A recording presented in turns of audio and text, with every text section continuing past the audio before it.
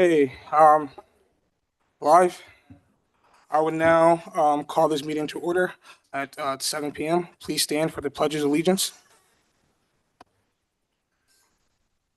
Pledge allegiance to the flag of the United States of America and to the republic for which it stands, one nation, indivisible, with liberty and justice for all. I will now ask for a moment of silence for those that are prisoners of war and that are missing in action.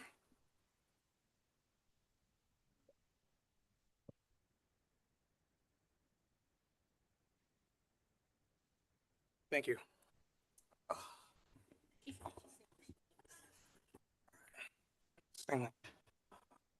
I just want to inform the public that prior to this meeting tonight, the Upper Darby Township Council had an executive session that was a legal update and an informative session.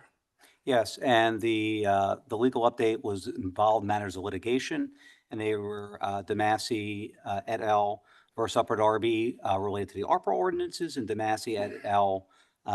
Versus Upper Darby related to the EIT. So those were the litigation matters. Thank you. Thank you.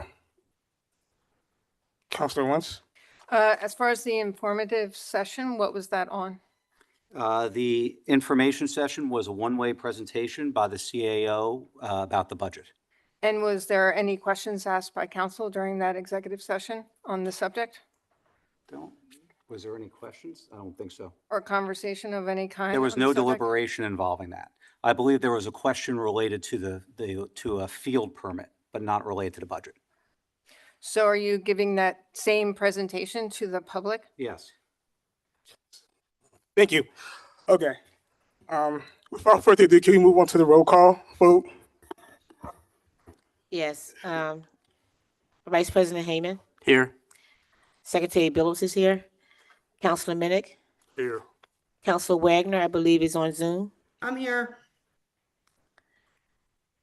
She said she's here. Okay. I'm here. President Tunis, Here. Councilor Banto, Present. Councilor Brandis, I believe, is on Zoom. Yes, I'm here. Councilor Andrusco, Here. Councilor Wentz, Here. Councilor Silva, and Councilor Blackwell, I believe, is on Zoom also. Oh, she's calling me. All right. She's working through the tech issues. Yeah, she's actually calling me. I'm not. And we also have our Honorable Mayor Ed Brown. We also have our Honorable Mayor Ed Brown, our CAO Crandall Jones, Solicitors Kilkenny, Gallagher, and Bryan. We have our Chief Municipal Clerk Kate Doggett. We have in the back our Officer Bateman and Radar. Hi. And of course, all the residents of Upper Darby. Thank you for being here. Thank you, Secretary. Thank you, Secretary Billups. Thank you.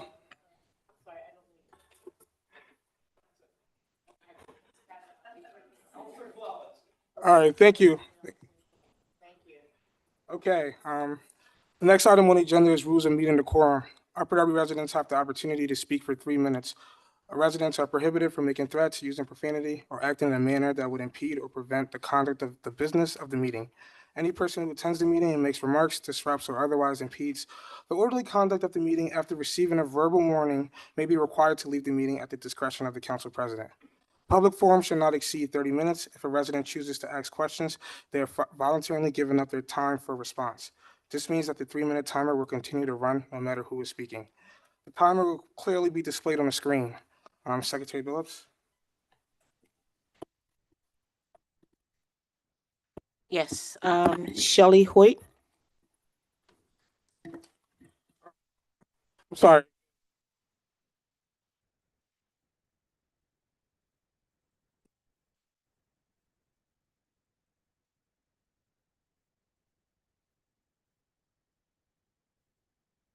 Make it short.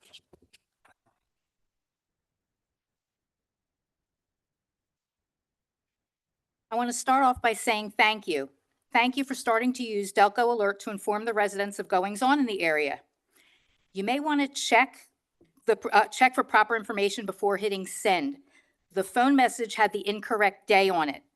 The email was correct, though. If the former clerk was not forced to retire, most of these insane blunders would have been caught before we, the residents, had to correct you.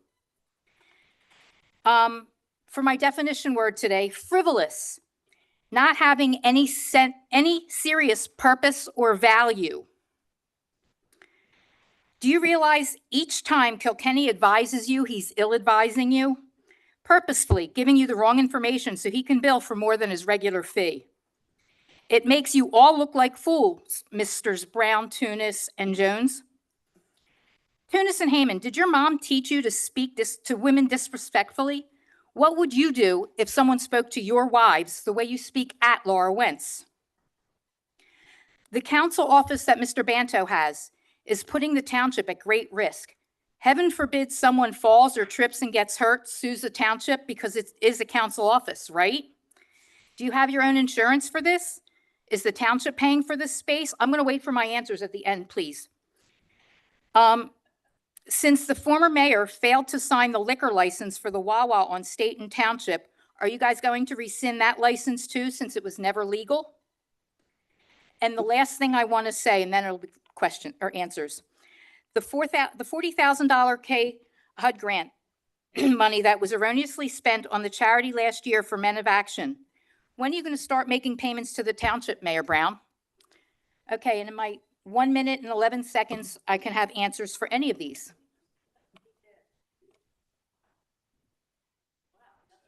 No answers? How about the township office? Are we paying for that or are you, Mr. Banto? And what about the insurance? What if somebody falls and gets hurt? I'm allowed to use the term? Mhm. As I stated before, and I'm going to restate this today, my office has nothing to do with this council. So if you need Okay. to know anything about my office, That's why contact I'm me asking, personally. sir. That's Thank why you. I'm asking, sir. This is the only time I can ask. Thank you. And 32 seconds left. Mayor Brown, any answers on when you're going to start paying back the $40,000 to the HUD grant? That's sad. No answer for me. Thank you. Next is John Rosari.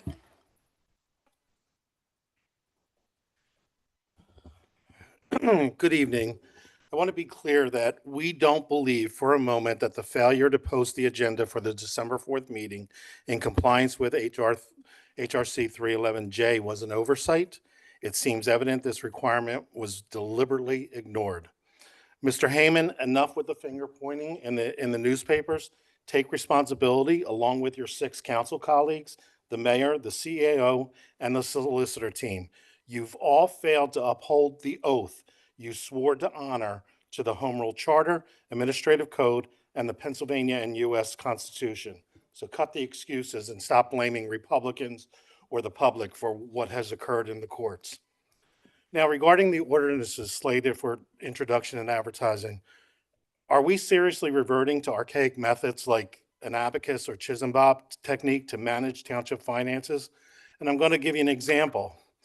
I have way too many to explain in the 3 minutes that you allot me. Ordinance 3178, which is amending 3120. New police vehicles on 9/7/22 was originally allocated $1.2 million. At the end of December 2023, $1.2 million was expended. So tell me, how is $1,000 remaining on this particular project? It's been reported to the U.S. Treasury since December 2023 and throughout 2024 that it has been fully expended. Police Athletic League, similar. It was originally allocated $50,000. On August 21st, 2024, Ordinance 3158 was introduced to take $50,000 back from the Police Athletic League. So tell me, why does your Ordinance 3178 list $50,000 as the amount allotted to Police Athletic League? Fire apparatus number 1 under 3180. It was allocated $1 million on August 21st, 2024, Ordinance 3156. You took $235,000 away from that, bringing the allocated amount to $765,000. Yet you're saying that it's 999,987 in this ordinance. Similarly with with the water rescue and with UD Parks. On UD Parks, $2.260 was awarded, $1 million was awarded. It was taken down on 8/21/2024 through Ordinance 3159, reduced by 1.886143.68, leaving 373,856.32 for Dermont Field. Thank you, Mr. Again, Visari. your ordinance is wrong. Thank you, Look Mr. at it Visari. again.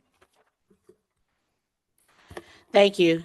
Next is John DeMassey.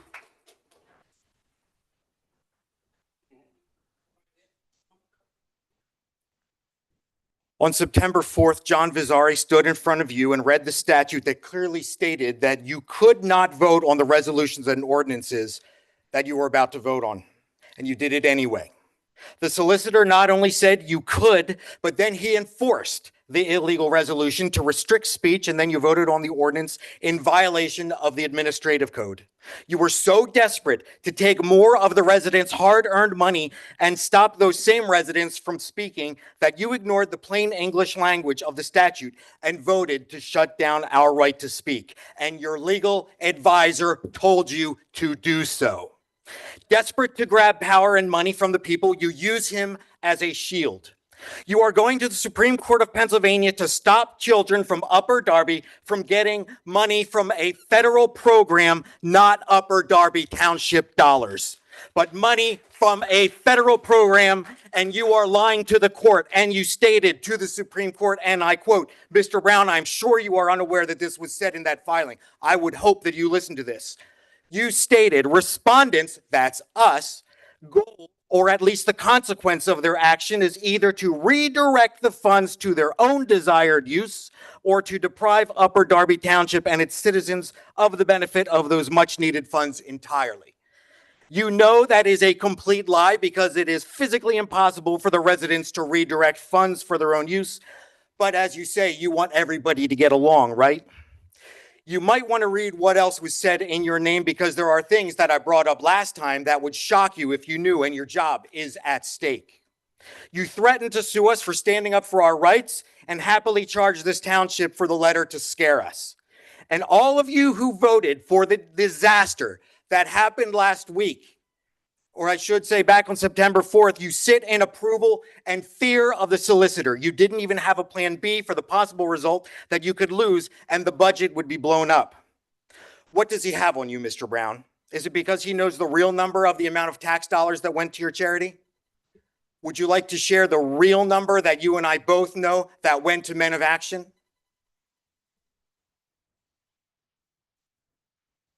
Mr. Jones, would you like to say that?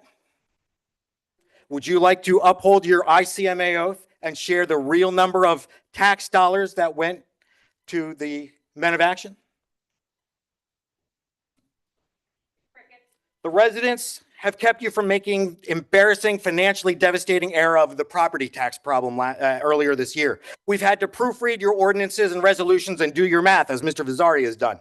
The residents have fought for police, fire, seniors, children, and people in every single one of the districts, regardless of race, color, or creed. And then that is why you try to shut down our speech so that you do not have to say your own because you are afraid. Thank you, Mr. DeMassey.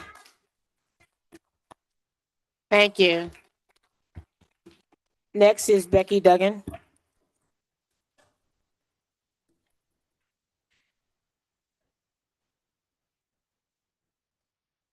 Becky Duggan. Looks like there's going to be a theme here tonight. So I'm just going to quickly address, there was a news article, which I find interesting. They never asked for a quote from Michelle or Danielle or Mr. Minnick, Mr. Bant. I wonder why they never asked for a quote from any of you. It's interesting. The quote you gave in the article, Andrew, was, I said this years ago, but the harm that this does to our town is not an unintended consequence of their actions. It is the point. How does it hurt the township to give children of this township the $800,000 that was promised to them for music programs. What hurts them is that you want to take the money away from them so they can't have these extended programs. That's what hurts this town. And you're going to continue to defy the Supreme Court even after it was told that you're supposed to move the money into an account for the Arts and Education Foundation, not a shell game, moving it from this account to this account to this account so you can change your mind later. That is an intentional consequence to hurt the children of this township. On September 4th, John Vizzari stood here and told you that the resolution was illegal. John DeMasi stood here and told you the resolution was illegal. I stood here and I told you if you wouldn't let me talk, I was going to sue you. You should have known I was not lying. I did sue you. I am a party to this litigation that you quoted, that you said the intentional consequence was to hurt this township. The intentional was to help this township, to save it from dictators and tyranny that you want to shut everybody up. That is what it was about. Mr. Kilkenny continues to tell you that you're right and we're wrong. We've proven time and time again that that is not true, that we continue to be proven that we are right. But nobody wants to listen to us. Well, perhaps you'll start listening now. The resolution that you passed and the reason the EIT got blown up was because all you had to do that night when we made that request and we said it was wrong was to let us speak. If you would just let us speak, but you want to shut everybody up because you're afraid of the truth. And the truth is that you took $40,000 of township money at minimum for your own benefit, Mr. Brown. That is the truth. You can shake your head at me. Like I said last time, you shake your head at me all you want. Shaking your head will not save you. You can continue to take advice from Mr. Kilkenny and tell you you're safe. And you can come after me like you threatened to do in your letter. That's fine. We'll see how far that goes. And while we're at it, Mr. Banto, when you vote, it'd be appreciative if you could please use your microphone, because people cannot hear you when you vote. And Thank you, Ms. Duggan. we want to hear your vote. Thank you, Ms. Duggan. Thank you. Next is Dolores Lombardi.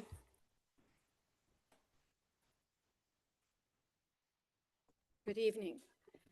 I am disappointed that the current mayor and administration is appealing Judge Dozer's ruling in favor of the Upper Darby Arts and Education Foundation. Last year, by unanimous consent of council, the Upper Darby Arts and Education Foundation was awarded American Rescue Plan Act funds to create an art center in Barclay Square for the youth of Upper Darby. As a former art teacher, I have seen the power, the awakening of self, and the sense of purpose and direction that the arts can provide children and teens. Upper Darby students are out of school in the early afternoon. We hear complaints about the students descending on the stores in the Bond Shopping Center. There is a great need for students to have somewhere to go that will provide supervised activities where they can develop interests and turn away from our culture of violence and of the potential isolation from too many video games and too much social media. Moreover, it gets very difficult for students to fit electives in their schedules. The instruction day is short. This art center would allow young people to have the arts in their lives. It is a vital part of the human experience, whether you are the most talented or not so talented, but just want to have the joy of creating something. The arts are a field that develop meaningful, lifelong interests. An art center could provide so much, even allowing the solo visual artist an opportunity to be part of a group through activities such as designing posters, sets, and costumes. Or it could give the star athlete the chance to explore that sensitive side of their personality. I can think of many other scenarios from my 22 years of teaching in the arts. There is something for everyone. Please abide by Judge Dozer's ruling and commit the American Rescue Plan Act funds for the Upper Darby Arts Center. It will add so much to our community.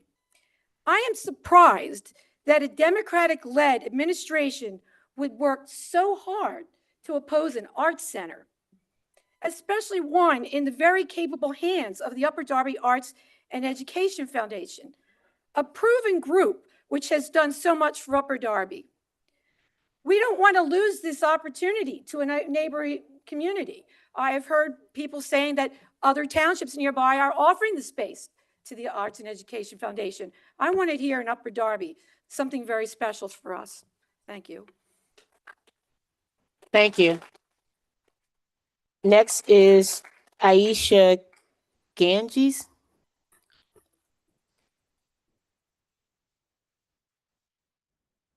Good evening, Mayor Brown and council members.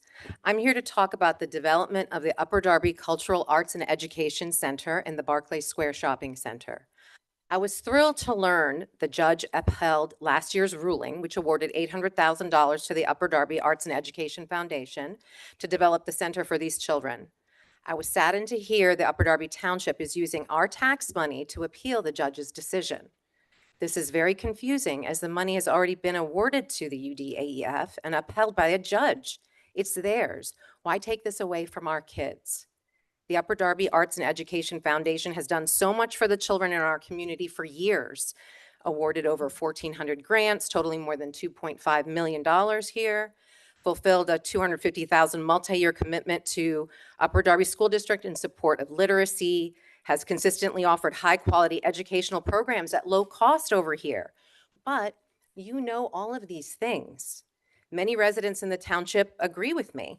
We started a petition in support of the development of the Upper Darby Cultural Arts and Education Center, and over 200 people signed it within the past 2.5 days. And there are many, many more who are in agreement with the center who have not yet signed. I would like to share a few comments from residents in our community. The impact the Upper Darby Arts and Education Foundation has on young people's lives through the arts is immeasurable. They need this facility to help more kids and adults through year-round programming. Another student said, the UDAEF was my way of learning how to play violin and percussion, so without UDAEF, I wouldn't be where I am today. The person in charge of the foundation is passionate about making a change and helping kids through music that I want to help and contribute to this. And another one, as the father of an aspiring artist, I feel that giving our youth an outlet to learn, express, and grow within a collective and collaborative environment will breed a more diverse and equitable community. And my special needs son has already benefited from this group, and it would be lovely to see those programs expanded and centrally located. Such beautiful words from residents in our community. The Upper Darby School District and Township have done wonderful things for the children in the community. I work at Drexel Hill Middle School and I see this, but we can't do everything and we don't have to. Upper Darby's vibrant, multicultural community, rich in diversity. Let's involve others with amazing visions to help us. The Upper Darby Arts and Education Foundation has an amazing vision and has been part of this community for a long time, giving countless opportunities to our kids. Let's give them a home base right here in Upper Darby so they can continue to expand on all that they're doing for our children. Please don't push them out. Upper Darby is known for its enriching arts and music programs. I believe that these programs can only be strengthened by the development of the Upper Darby Cultural Arts and Education Center. Thank you very much. Thank you. Next is Olivia Taylor. Last week, a whole lot of good things happened. It finally feels good to open my phone and read positive and to hear that the judge upheld John's decision and then to read that now you want to appeal it. And I know at some point tonight, Mayor, you're going to sit up there and say how much you care about this township and how much you care about the kids in your, joke you want to call an address. But action speaks louder than words. The fact that you're appealing it says otherwise. You think you would rather see these kids pick up instruments instead of guns? Because that's what's going to happen if they don't have anything to do. And see, where you made your mistake is underestimating the residents of this township, especially this section right here. I mean, I do my part when I come in here, but these are the badasses of Upper Darby Township. You understand? This whole section right here. Tina and Brian, the angels that are watching over us. There's the one that's smiling down on us. We are going to continue to hold y'all accountable. We're going to continue to call you out. Now that our free speech is back, ain't that right, Tunis? You don't like that, do you? I know. It's just you just gonna have to get over it. You just gonna have to get over it. You know what I mean? And I look at the downfall, where the downfall started of Upper Darby Township. It started with Barbara Ann, that trash can. And here you are trying to continue where she left off. But we are going to hold you accountable. Do you understand that? You got what? We 0 for 2 now, 0 for 3 in lawsuits? The best is yet to come, which is mine. Now, hold on. Kilkenny, I don't see that smug look on your face anymore. For the past couple of meetings. You worried? You should be. You should be. Because it's time for you to be held accountable for all the dirt and all the people you have ripped off and continuing to rip off Upper Darby Township. See, we got this thing in our universe called good old-fashioned karma. And it's a coming. Now your gatekeeper gone.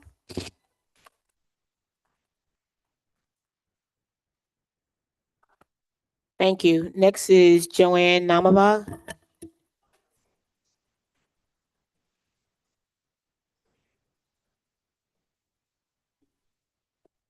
Joanne Namavong. The tax ordinance is on the agenda tonight, 3174. I said this last year, in February, when you passed the last tax ordinance. When it says the first-class township code, the ordinance include a statement expressing the rate of taxation in dollars and cents on each $100 of assessed valuation. It doesn't mean to say, as you have a little further down, the sum of 145.6 cents. It means $145.60. That's the customary way that we speak in 2024. We don't put anything and say it's 100 cents. I mean, then our tax bill is like what, 1,440,000 cents? I don't know. Anyway, fix it. I mean, it's stupid. You look stupid when you put it like this. I've also got to talk about the 40,000. Mayor Ed Brown, that money went to your charity. You're responsible for it. The money was misappropriated. It was misused. Our tax dollars should not be paying for what you did. You need to repay that. And I know you're not going to say a word, but it was illegally taken from us. Then lastly, I've got to talk about two ordinances, 3163 and 3179 that you have on for tonight, I guess, to introduce. I'm going to read a couple. It says, pursuant to Judge Dozer's order, the mayor desires to transfer the remaining balance of the supplementary appropriations within ordinance 3141 to revenue replacement. And it says, pursuant to Judge Dozer's orders, the council of the Township of Upper Darby desires to comply with the order and transfer the remaining balance. And you use the same language in 3179 when you're going to take it out of revenue replacement then and put it into the restricted fund and set up the bank account. So my question is, and I really would like an answer to this, have you withdrawn your appeal to the Supreme Court? I guess Mr. Gallagher is probably the best one to answer that. Has that been withdrawn? No. So that what you have in these ordinances then are lies, because you said the mayor desires to transfer the money. The council desires to comply with the order. So if you pass these, then we all know you lie, but that's a big lie if you do that. If you don't desire to do it, take the language out. If you're appealing, this is false language. Are you going to take it out of this ordinance? Out of both of these ordinances? It should say, whereas the judge is forcing us to do this and we're appealing to the Supreme Court, we're going to do it, but as soon as we hear from the Supreme Court, we're going to reverse it. Let's be honest here.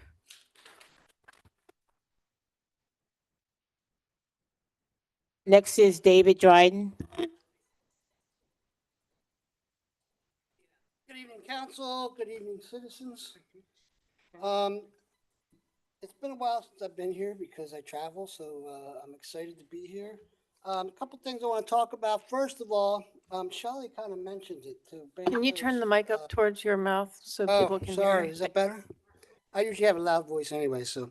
The way you speak to Councilwoman Wentz is appalling. I mean, if we read what we're supposed to do, we can't make threats, use profanity, or act in a manner that would impede or prevent the conduct of this business or this meeting. You guys do it all the time. I mean, God forbid someone talk to your mother, your wife, your sister, your daughter like that.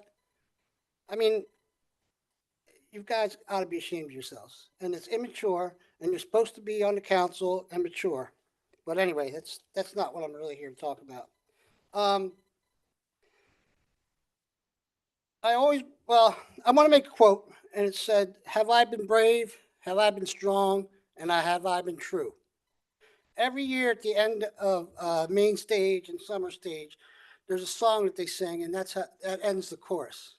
Brave, strong, and true. That's what they're teaching our children. That's what they're teaching the children of this township.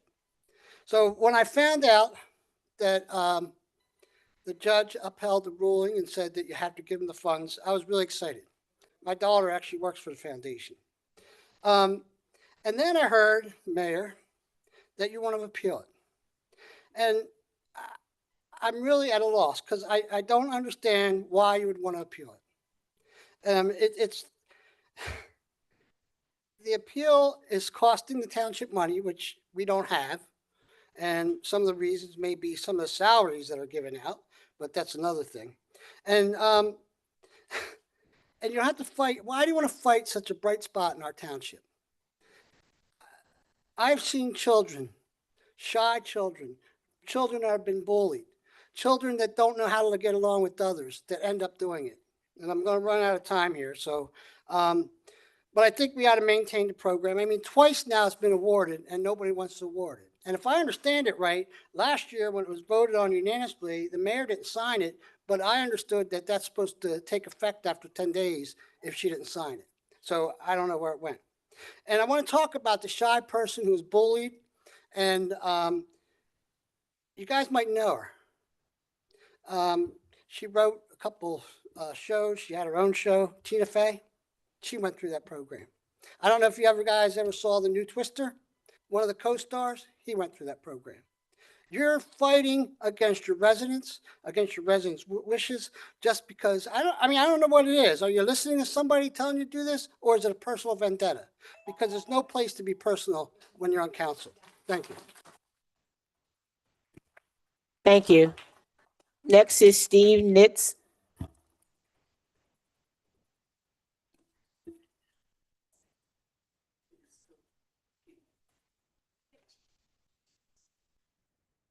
Hello.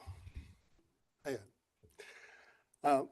I assumed I would have to announce my name and address. I guess you don't do that anymore? The name's just fine. You can just say your name. Okay. I live in Beverly Hills. I walked here today. Can you hear me? Okay, that's better. And this new art center is what I'm here to support.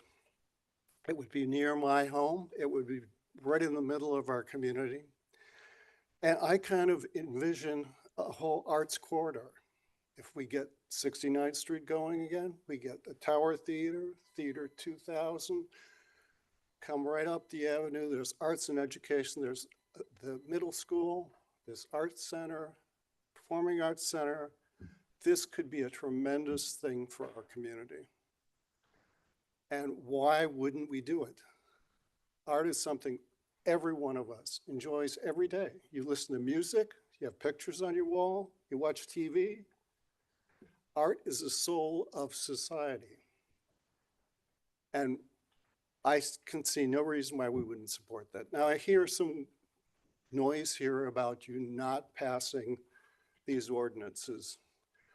The ordinances themselves, and if I look at 3179, it looks like you're going to give the money to the, there's a little inconsistency here. In the ordinance before that, 3363, you seem to repeal the ordinance that this one references. I'm not quite sure why that was. It references 3141, and that in 3179, everything would be done with the purpose identified in 3141. I'm sorry, I'm getting all mixed up with these numbers. But I think even if you pass both of those, it seems contradictory. So I can't straighten that out. But What I can say is, please, give the money to the arts. Thank you. Thank you. Next is Sandy Neese.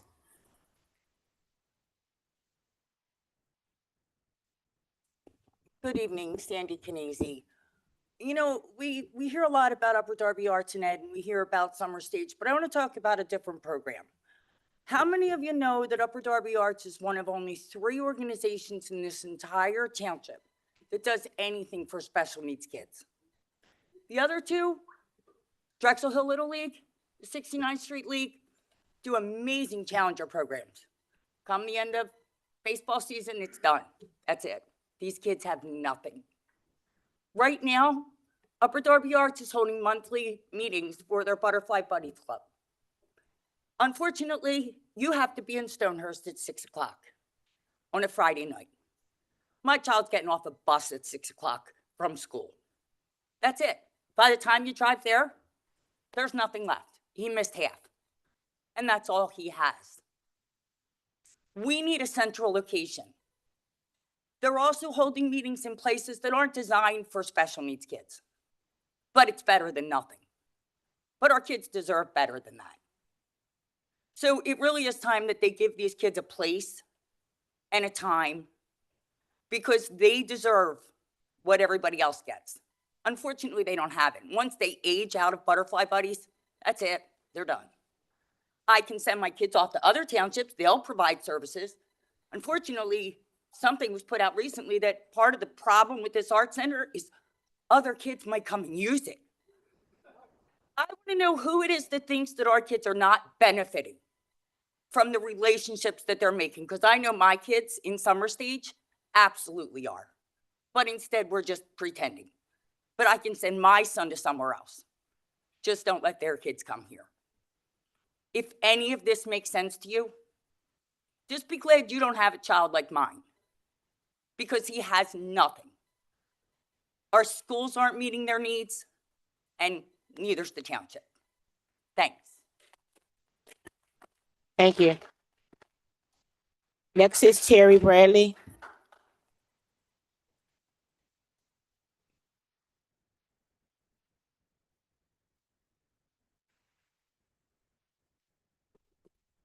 Council, Mr. Mayor. My comments are specifically for you, sir, Mr. Mayor. We've never met, but I can honestly say that I was delighted Can you to use the receive. microphone? I'm sorry, we've never met, but I can honestly say that I was delighted to receive your newsletter, which I have a copy of here, enumerating your main areas of concern, the very first being public safety. And among the 8 areas was also ethics, accountability, and transparency. I remain hopeful and even certain that public safety and transparency remain among your top priorities. I was also very pleased to see that you started the very next paragraph with a pledge to seek the public's opinion and input as you work with council to improve the lives of Upper Darby residents. That's a direct quote. A breath of fresh air.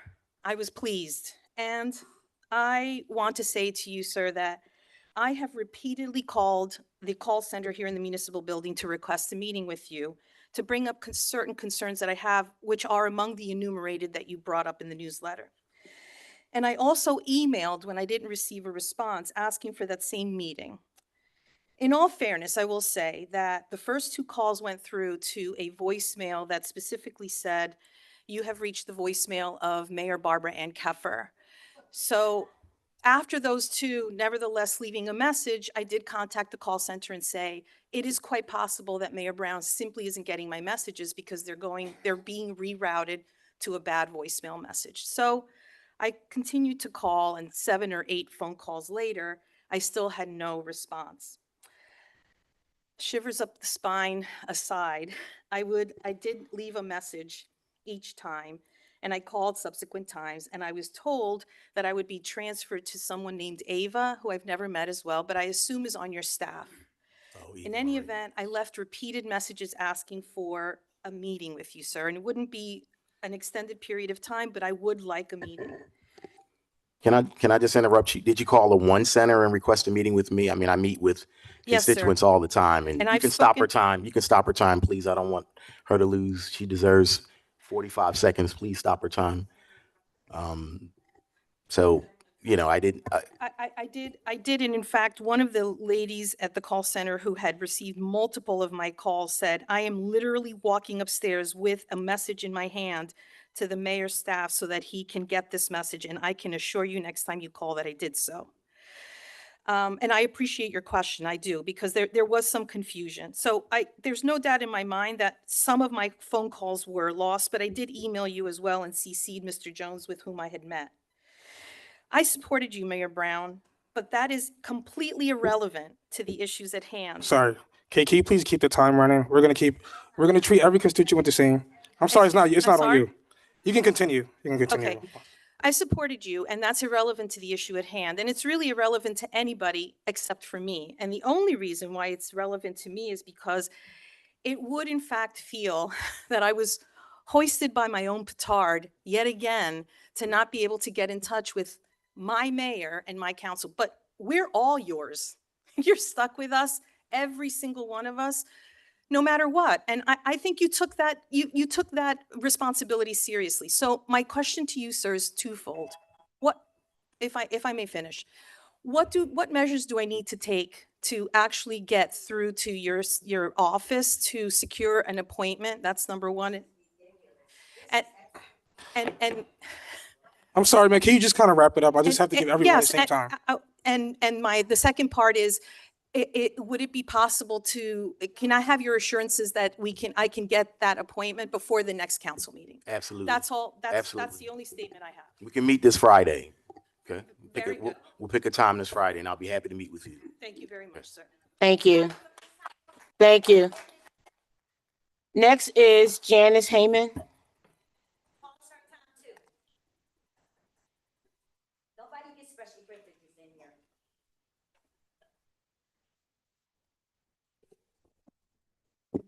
Good evening, council. Can you hear me? Am I on the mic? We can hear It's you. like everybody's not talking in the mic. Okay, I'm here to express how disheartened and baffled I am at the choice that the administration has made to renege on giving the promised ARPA funds that were unanimously voted on to the Arts and Education Foundation for the Arts Center. This township has a history of supporting music and theater arts in Upper Darby. Why ever would you want to stop that? I know you say the township and the school district have always supported Summer Stage and will continue to do so, but you failed to mention where the real vision and the driving force behind that program and the Shander Music Man Academy and other programs comes from. The Upper Darby Arts and Education Foundation has over decades now built and expanded these programs that reach literally hundreds of children every year. They clearly have the vision, the know-how, the experience, and the will to get projects successfully off the ground and operational. I'm confident that any funds directed to this project would reap dividends for our community's children now and for generations to come. Let me put this in a seasonal context. If this were a Christmas movie and there was a mayor in a township that was poised to take money away from a children's community arts and theater program, that mayor and that township council would be the villains. They'd be the villains of the film. Yes. That's what villains do. They take music and arts away from children. How is this a winning strategy, by the way? Some of you are going to be running for re-election pretty soon. You don't think this is going to blow back on you? This is going to make you popular? I don't know. I don't get it. The fact that taxpayer dollars are being used to continue a legal fight that you have already lost in local court is also just irresponsible and absurd. I ask you, please stop fighting this project. Give the ARPA funds to the Upper Darby Arts and Education Foundation for the Arts Center and let them do what they do best, serve and enrich the lives of the children of Upper Darby. Thank you. Thank you. Next is Rude Judy. Next is Rude Judy. That would be Ms. Duggan.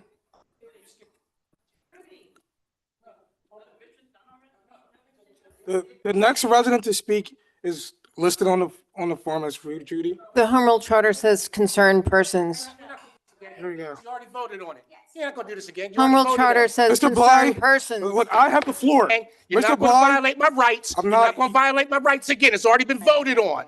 It's already been voted on. You know you can't do it. And you know you can't do Mr. it. Bly, you don't have the floor. You know you can't do it. Mr. Bly, you You don't have the know floor. you can't do it. Hey, you can laugh and you can smile and you can joke. Run the 3 minutes. Run it. Run it. Yeah. See, I'm Mr. Bly, if you do run not, the 3 minutes, if you do not want to be removed from the Run podium, the 3 minutes. I don't listen to you. I would Run now the 3 ask minutes. our police officers to escort you from the podium. Escort me where? Escort me where? You're violating the law. It was already voted on. It was already voted on. If you're going to pass Thank the you, Mr. police, Bly. escort me, you're going to have The Home Rule Charter specifically says concerned persons. It does not require residency. You don't have the power. The Home Rule Charter says concerned persons. Violating my rights. Home Rule You are Charter says violating my- concerned Hey, persons. Mr. Brown, It does not why don't you require tell me how you residency. and that The solicitor Home Rule in front of Brian Charter Burke says in front of concerned Lisa Roush had a persons. The conspiracy Home Rule Charter says violate me. concerned You had 8 persons. cops in here. The Home Rule Charter in section 311 You wanna do- no, you want B, to arrest me. number Arrest 2, me. says concerned Arrest me. persons. No, arrest Home me. Rule Charter, Arrest section me. 311 No, B, no. I'm standing up for my subsection First Amendment 2 rights. I'm standing against says my First concerned Amendment persons. That's against my It does First not Amendment require residency. It says concerned Right. persons. Concerned persons, as per the Home Rule Charter. Laura, The I'm Home gonna Rule ask you to Charter stop says talking for 1 concerned minute. persons. The Laura, Home please Rule stop Charter, talking. the Home Rule Charter says concerned persons. The Laura. Home Rule Charter says concerned persons. The Home Rule Charter says concerned persons. Laura, allow me You are to say required to something for a uphold the moment. Home Rule Charter that says concerned persons. The Home Rule Charter says concerned persons. The Home Rule Charter says concerned persons. The Home Rule Charter says concerned persons. The Home Rule Charter says concerned persons. Excuse me, one. The Home Rule Charter, Okay, so, You voted on this and you violate the whole. the Home Rule Charter says concerned persons. President Tunis, if I may. Mr. Bly, do not leave. Mr. Bly, do not leave. President Do not Tunis, leave. if I may, for 1 moment. Hey, we can all sing at the same time, but we can't all talk at the same time. We can all sing at the same time, but we cannot all talk at the same time. So they asked Mr. Bly not to leave. all right, so I'm just gonna ask if there's, Hold on. I'm gonna ask if there's a motion on the floor to let a concerned speaker speak. Mr. Tunis, Yes. I'm I'd sorry, like to make a President motion to Tunis. allow Mr. I beforehand- second the motion. Motion made by Councilor Andrusco. There's a motion on the floor. I'll second it. Motion made by Councilor Andrusco, seconded by Councilor Wentz. There's a motion on the table on the floor. I mean, there's a motion and second on the floor. Is there any discussion? Yes, Yes, I have something. As per the Home Rule Hey, Charter, can you please, time 5 minutes, please? are we ready? Okay, tell me when you're ready. All right. Councilor Wentz? Thank you. Home Rule Charter, Section 311, Procedures, subsection B, Public Meetings, subsection 2, up to the first 1/2 hour of all public meetings shall be devoted to public forum where concerned persons may address the council. Concerned persons. It does not say residents, it says concerned persons. So any person you deny the opportunity to speak just because they're not a resident is in violation of the Home Rule Charter.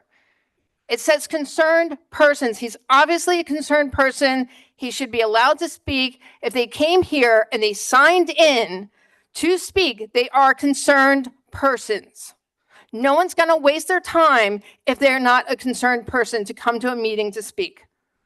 So if they've signed in, the assumption should be made that they are a concerned person as per the Home Rule Charter, Section 311, subsection B, or section B, subsection 2. I'm reading from the Home Rule Charter. I have it with me at every meeting.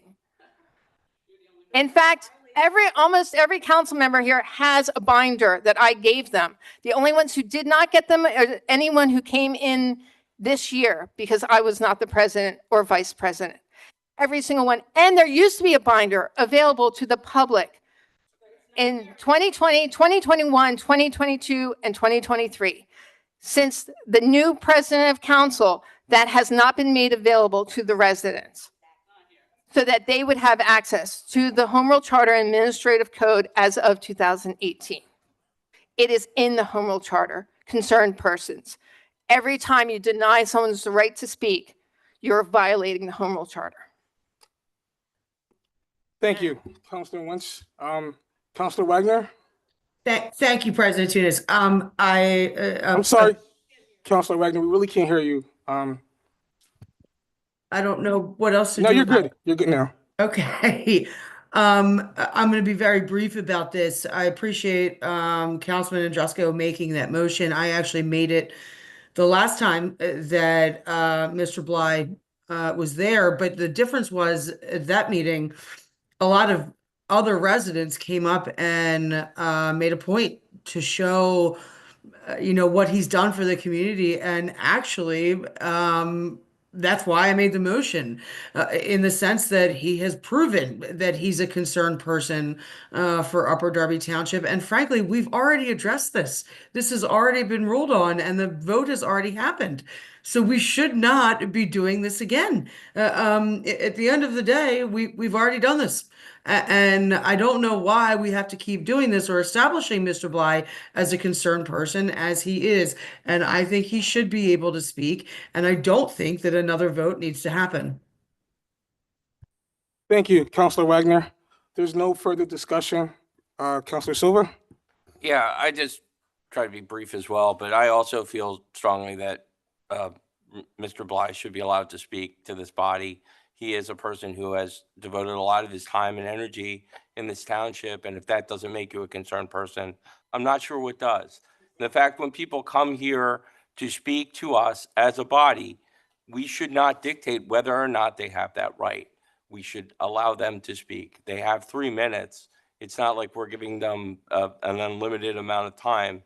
So we should allow them to speak just because somebody may border our township or be an outlying township doesn't mean that they're not impacted by the decisions that we make. So we should be allowed to hear them out. Thank you, Councilor Silva. If there's no further comments or questions, I'll ask Secretary Billups for a roll call vote. Yes. I have a question. I'm sorry, Councilor Banta? Yes. I have a question, Mr. President. So my question here is, the issue on the floor here, is it because she was to speak or?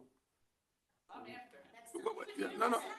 Councilor Banta, the next. I'm speaking to. It's fine. Councilor Banta, to answer your question, the next resident to speak that was on the forum was, I believe, Judy Duggan, okay? That's the next resident. I'm doing it based on the residents, okay? There's a motion and second on the floor. I ask Secretary Billups for a roll call vote. Can I say one more thing? Councilor Wagner. The one more thing I want to say is, why are we afraid to let him talk? I don't understand. I wouldn't say I'm afraid, but okay. But no, and I understand, but at the same time, what's the big deal if he speaks? He's given so much to Upper Darby Township, and he's done a whole lot for so many different spots in Upper Darby, and I think he actually transcends into every single district. What's the harm in him speaking? Thank you, Councilor Wagner. Councilor Wentz. So just one more thing. We all took an oath, all of us elected officials, to uphold the Home Rule Charter. It's in the Home Rule Charter, concerned persons. He came, he signed in, he's a concerned person.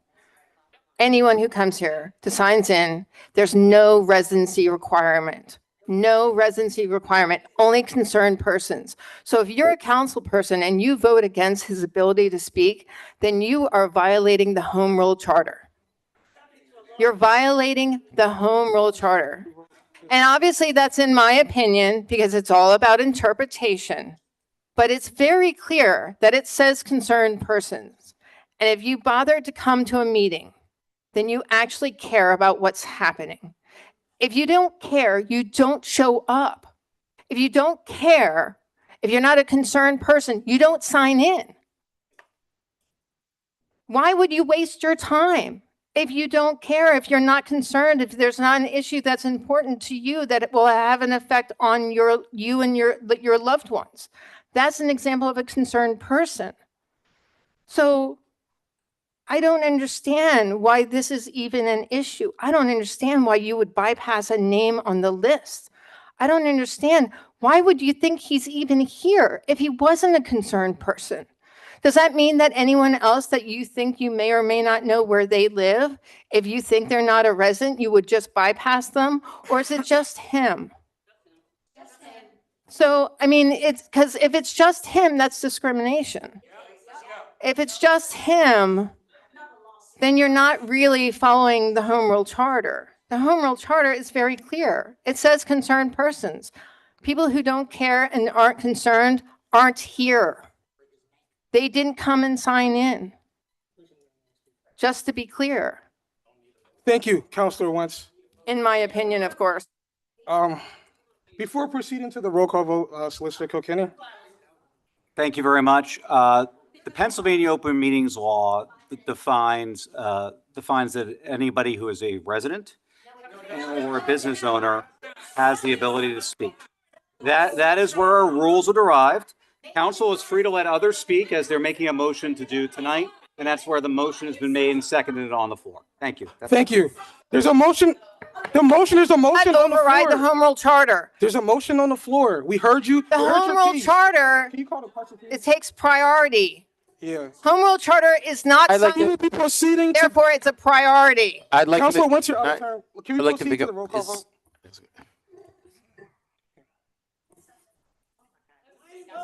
I'm sorry. Hafiz, can I just say something? We're going to proceed to the vote. I think it's going to end up in his favor, so he'll be allowed to speak. So can we move forward? We got a lot of stuff to do. Are you sure? All right, Secretary Billups, a roll call vote. Vice President Heyman, No. Secretary Billups is a no. Minnick, Councilor Minnick, No. Councilor Wagner, Yes. President Tunis, No. Councilor Banto, Abstain. What's your conflict? Councilor Brandis, No. Councilor Andrusco, Yes. Councilor Wentz, Yes. Councilor Silva, Yes. Councilor Blackwell. Okay, she's excused. 1, 2, 3, 4. No, is she on? Is she participating? She's not on. She's on. She didn't hear the whole meeting. Why are you guys saying this? Yeah. So is she excused absence? Yeah, she did not get on Zoom. She couldn't get on. She couldn't get, she was. So she's Never not here. announced She's herself. We absent. never marked her as here. So 1, 2, 3, 4, 5. No.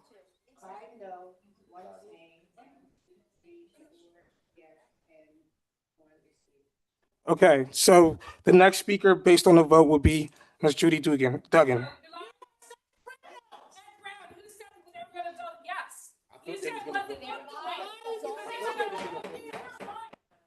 I thought they was going to vote yes. I can't be wrong. The next speaker is Ms. Duggan has the floor.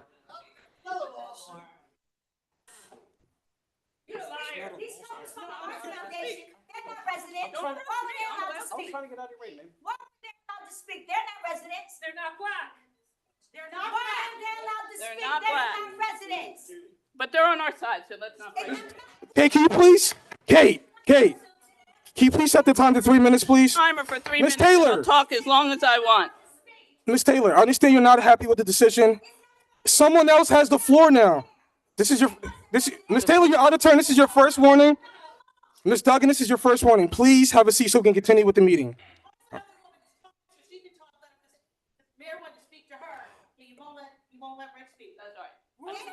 Ms. Duggan has the floor. Here, I'm going to talk. So, you can start my 3 minutes. Wait, don't start because they're not listening. Pause my time because nobody's listening up here. I want everybody to listen up here. Can you reset the time to 3 minutes, please? Ms. Duggan has the floor. Ms. Duggan has the floor.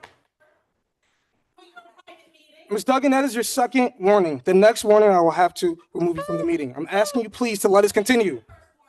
I gave you the first warning because you were yelling. Please, Ms. Duggan has the floor. Can we please continue with the meeting? Okay. Now, first of all, the Home Rule Charter states that any concerned person may speak. You guys are violating the Home Rule Charter. We will sue you personally. We won on the first one. We'll win on this second one. Don't worry.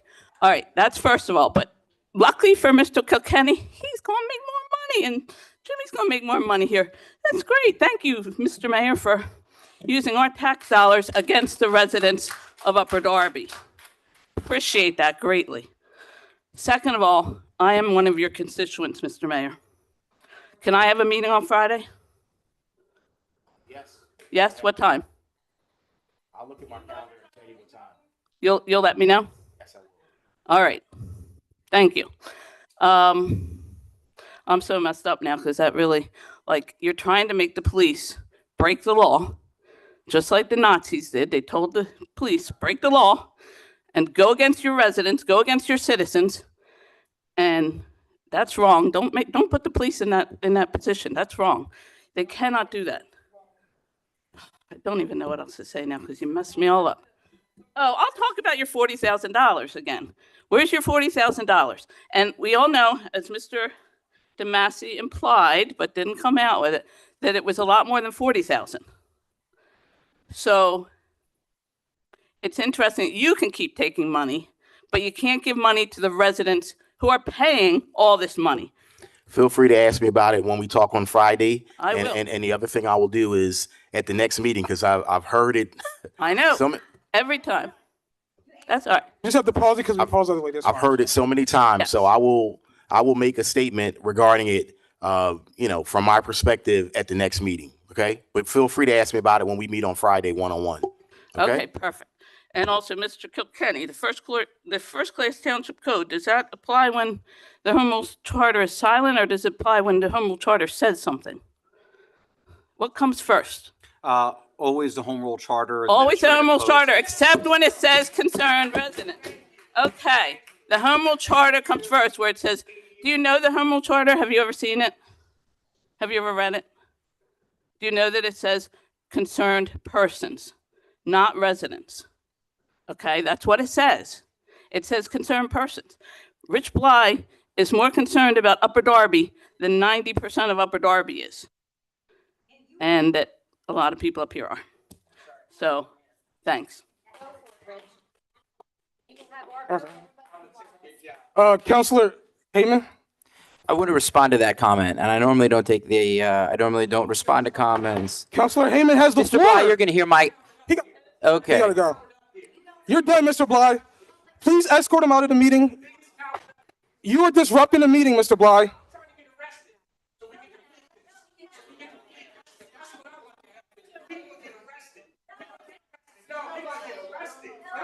But you violated the Home Rule Charter by not letting him speak to begin with. You violated the Home Rule Charter, President Chumas. That was your decision to violate the Home Rule Charter.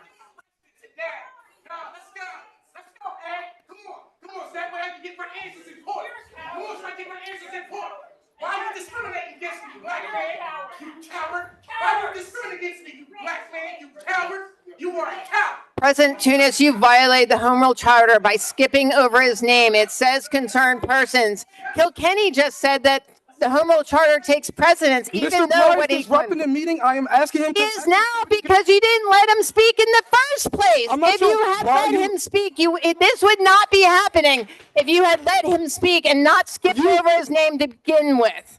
That's really rich, Councilor Wentz, being that you kicked him out of numerous meetings, and there's text messages when you are saying that we will release to the public stating that Mr. Bly shouldn't speak in meetings. So before No, I do you try not to know come what at you're me, talking about. Don't recall now. Recall when you see it. Thank you. We'll be moving on to I'm the next looking at, speaker. I'm talking about You your no longer have actions the floor, tonight. Councilor Wentz. Your actions tonight. You no longer have the floor, Councilor Wentz. We have Never Weaver. stopped you when I was president. Ms. Elaine Weaver, please. The last speaker. Thank you.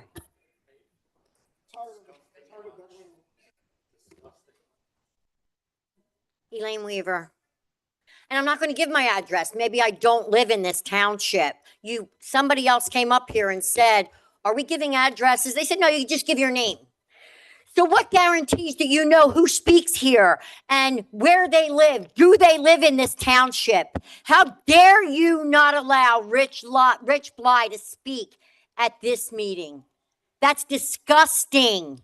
You don't know Rich Bly. The ones here who do know exactly how much he has done for this community, and they know exactly how much he is a concerned person. Don't you dare limit our right to speak.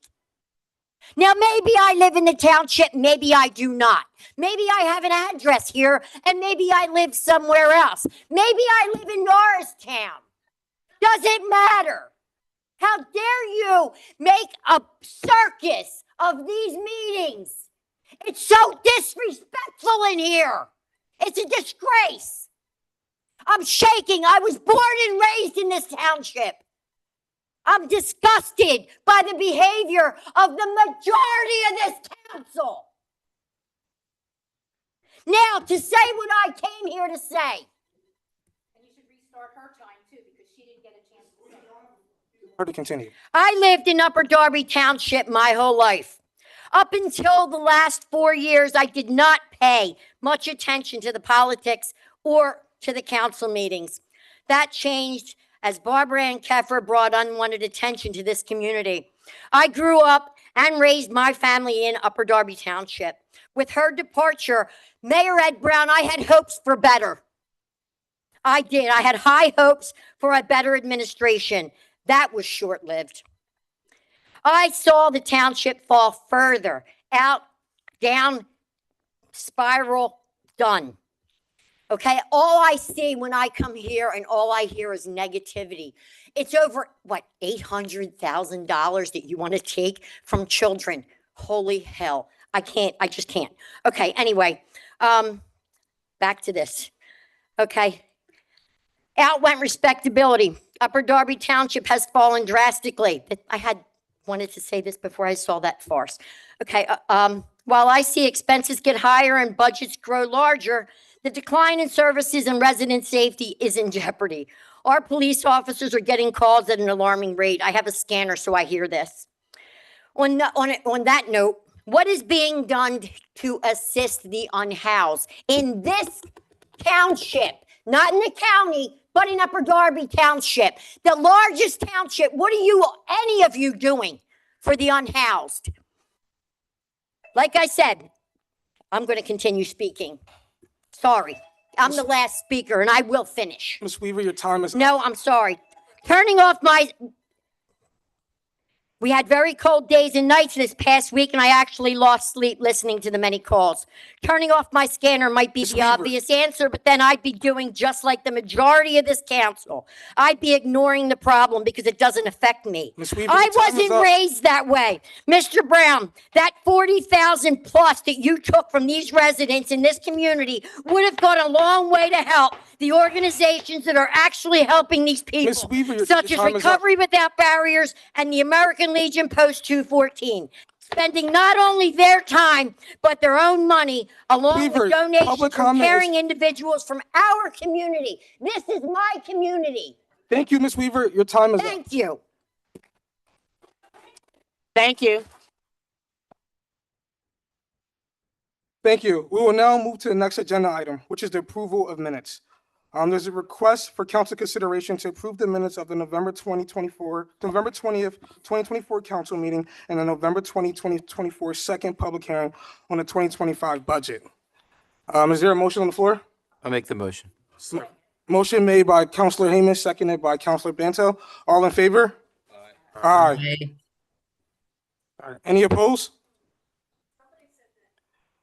Megan, Jess, I'm sorry, I just want to make sure I get your votes correct.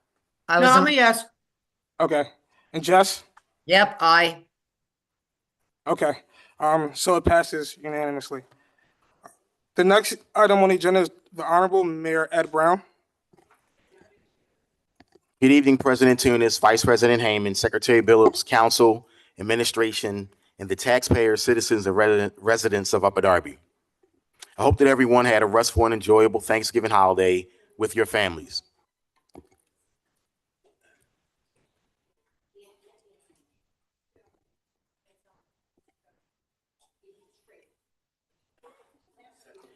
I believe that family time is more important than anything else, so I hope that everyone was able to take advantage of the break.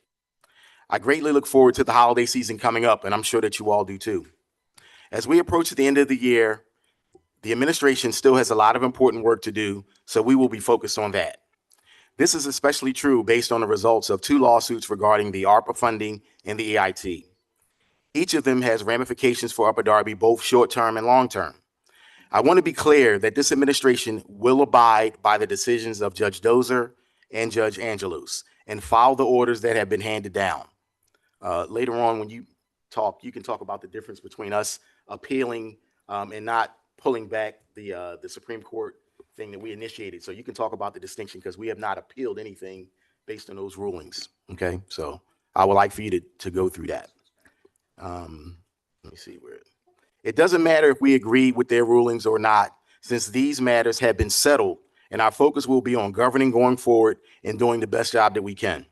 Our goal remains to protect the interests of Upper Darby Township in every way that we can. With that being said, the loss of the EIT in January of 2025 will hurt this township immensely. The anticipated revenue was going to be used for capital improvements, the hiring of police officers, and the reestablishing our fund balance to improve our financial outlook and credit status. Multiple projects will have to be pulled back, and that is unfortunate. But this administration is more determined than ever to adapt to the situation at hand and still improve the quality of life for Upper Darbians. As mayor, I'd like to share my thought and hope for 2025.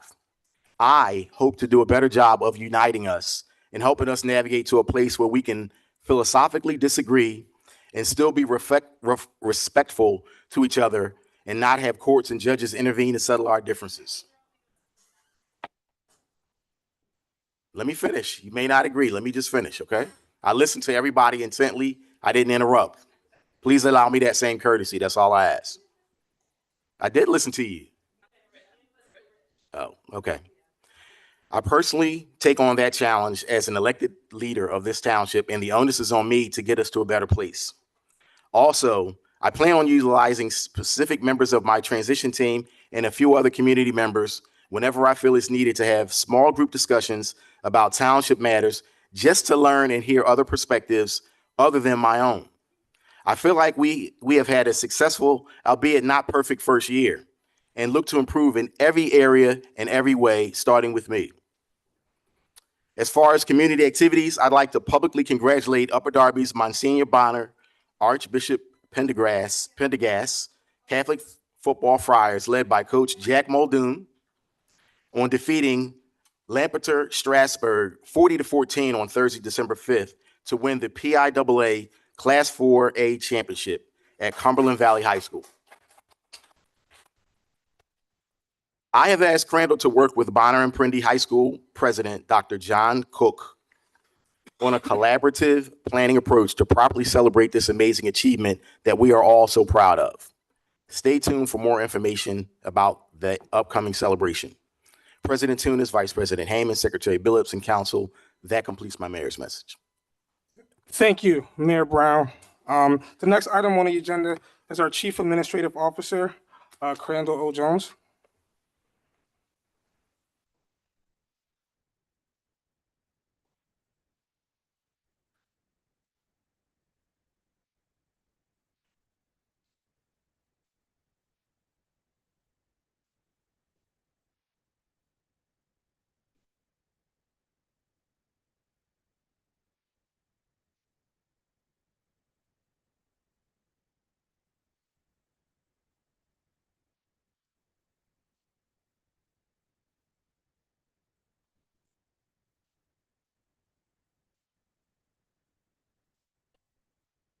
Bessie, thank you. Thank you, Mr. President. Good evening, council residents. First item on under the Chief Administrative Officer is item A, reconsideration of Ordinance 3174, real property tax rates. And it's a request for council to consider an amendment to Ordinance number 3174, levying a tax on real property in Upper Darby Township for general fund and debt purposes for 2025. Council, the reason we're bringing this forward is in direct result of the overturning of the EIT that Judge Angelos did. And so we certainly needed to adapt the tax rate. So on last Thursday, I met with the Finance Committee, had a discussion with them about options, and briefed council, the rest of council, in an informational session earlier tonight on the same thing. Wanted to make a public presentation about where we are in terms of being able to move forward as far as the 2025 budget ordinance, tax ordinance is concerned. So as I shared, we looked at various scenarios in terms of what we could do to respond to the elimination of the EIT as a result of the judge's ruling. We had anticipated, in terms of the revenue, about $15,175,900 would be generated by the EIT, and that was taking into consideration 75% collectability in 2025, plus through February of 2026, we could actually accrue back that last 25% to 2025 budget. So obviously with that, we came up in terms of the budget that was passed, a 15 million plus gap. And we started looking at ways that we could address that gap and put together some scenarios for council's consideration as we move forward. So before I go through the scenarios, I'll jump ahead and then jump back. I presented to council several places that we started mining for opportunities to reduce that gap as a place. And these items are really a lot of the new items. There are 24. I think we've added 2 additional since this was prepared, and we'll provide you with the updated list tonight or tomorrow morning. But all of the scenarios that we're talking about, these are the list of pretty much big ticket items that we saw in the 2025 budget that we could pull out of the budget to try to meet and get to a zero balance between revenue and expenditures. So scenario 1 would entail obviously no earned income tax for 2025 and no increase in real estate. So based on that budget, if we took all of those things out that we were talking about on that list that I showed you, we'd end up with a final disposition of still needing to find another $7.491735 million to get to a zero balanced budget between revenue and expenditures.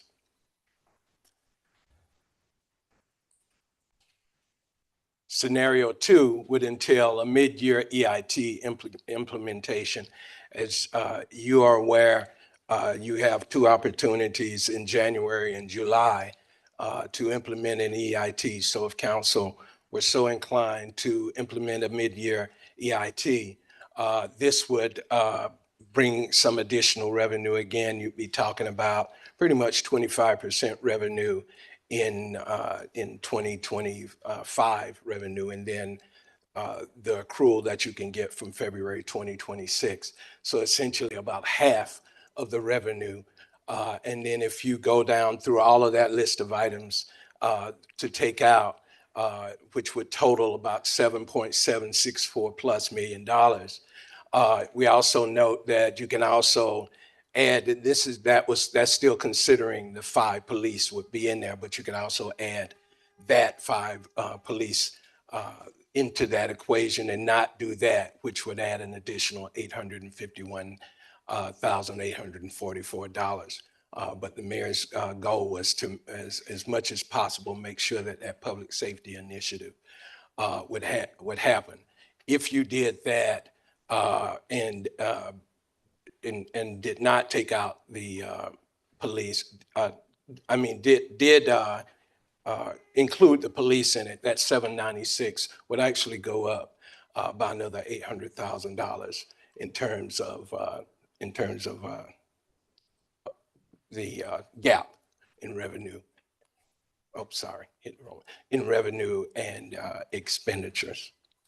Scenario 3 would entail no earned income tax for 2025 and an increase in the real estate tax from 14 mills to 15 mills, 15.02 mills, 1402 to 15.02.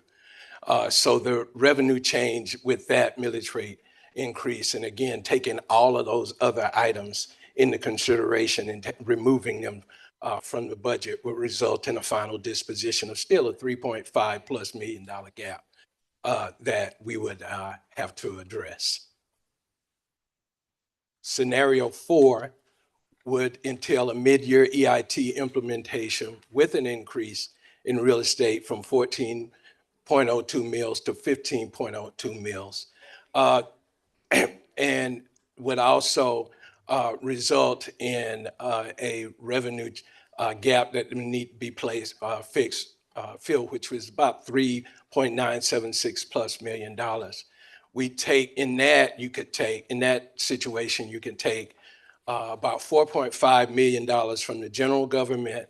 We would propose to take that 2.188756 that we were setting aside for a fund balance to begin moving toward that 20% fund balance goal that we had set in making the presentation to you guys on budget. And so that operational reserve would not start growing in this manner in 2025.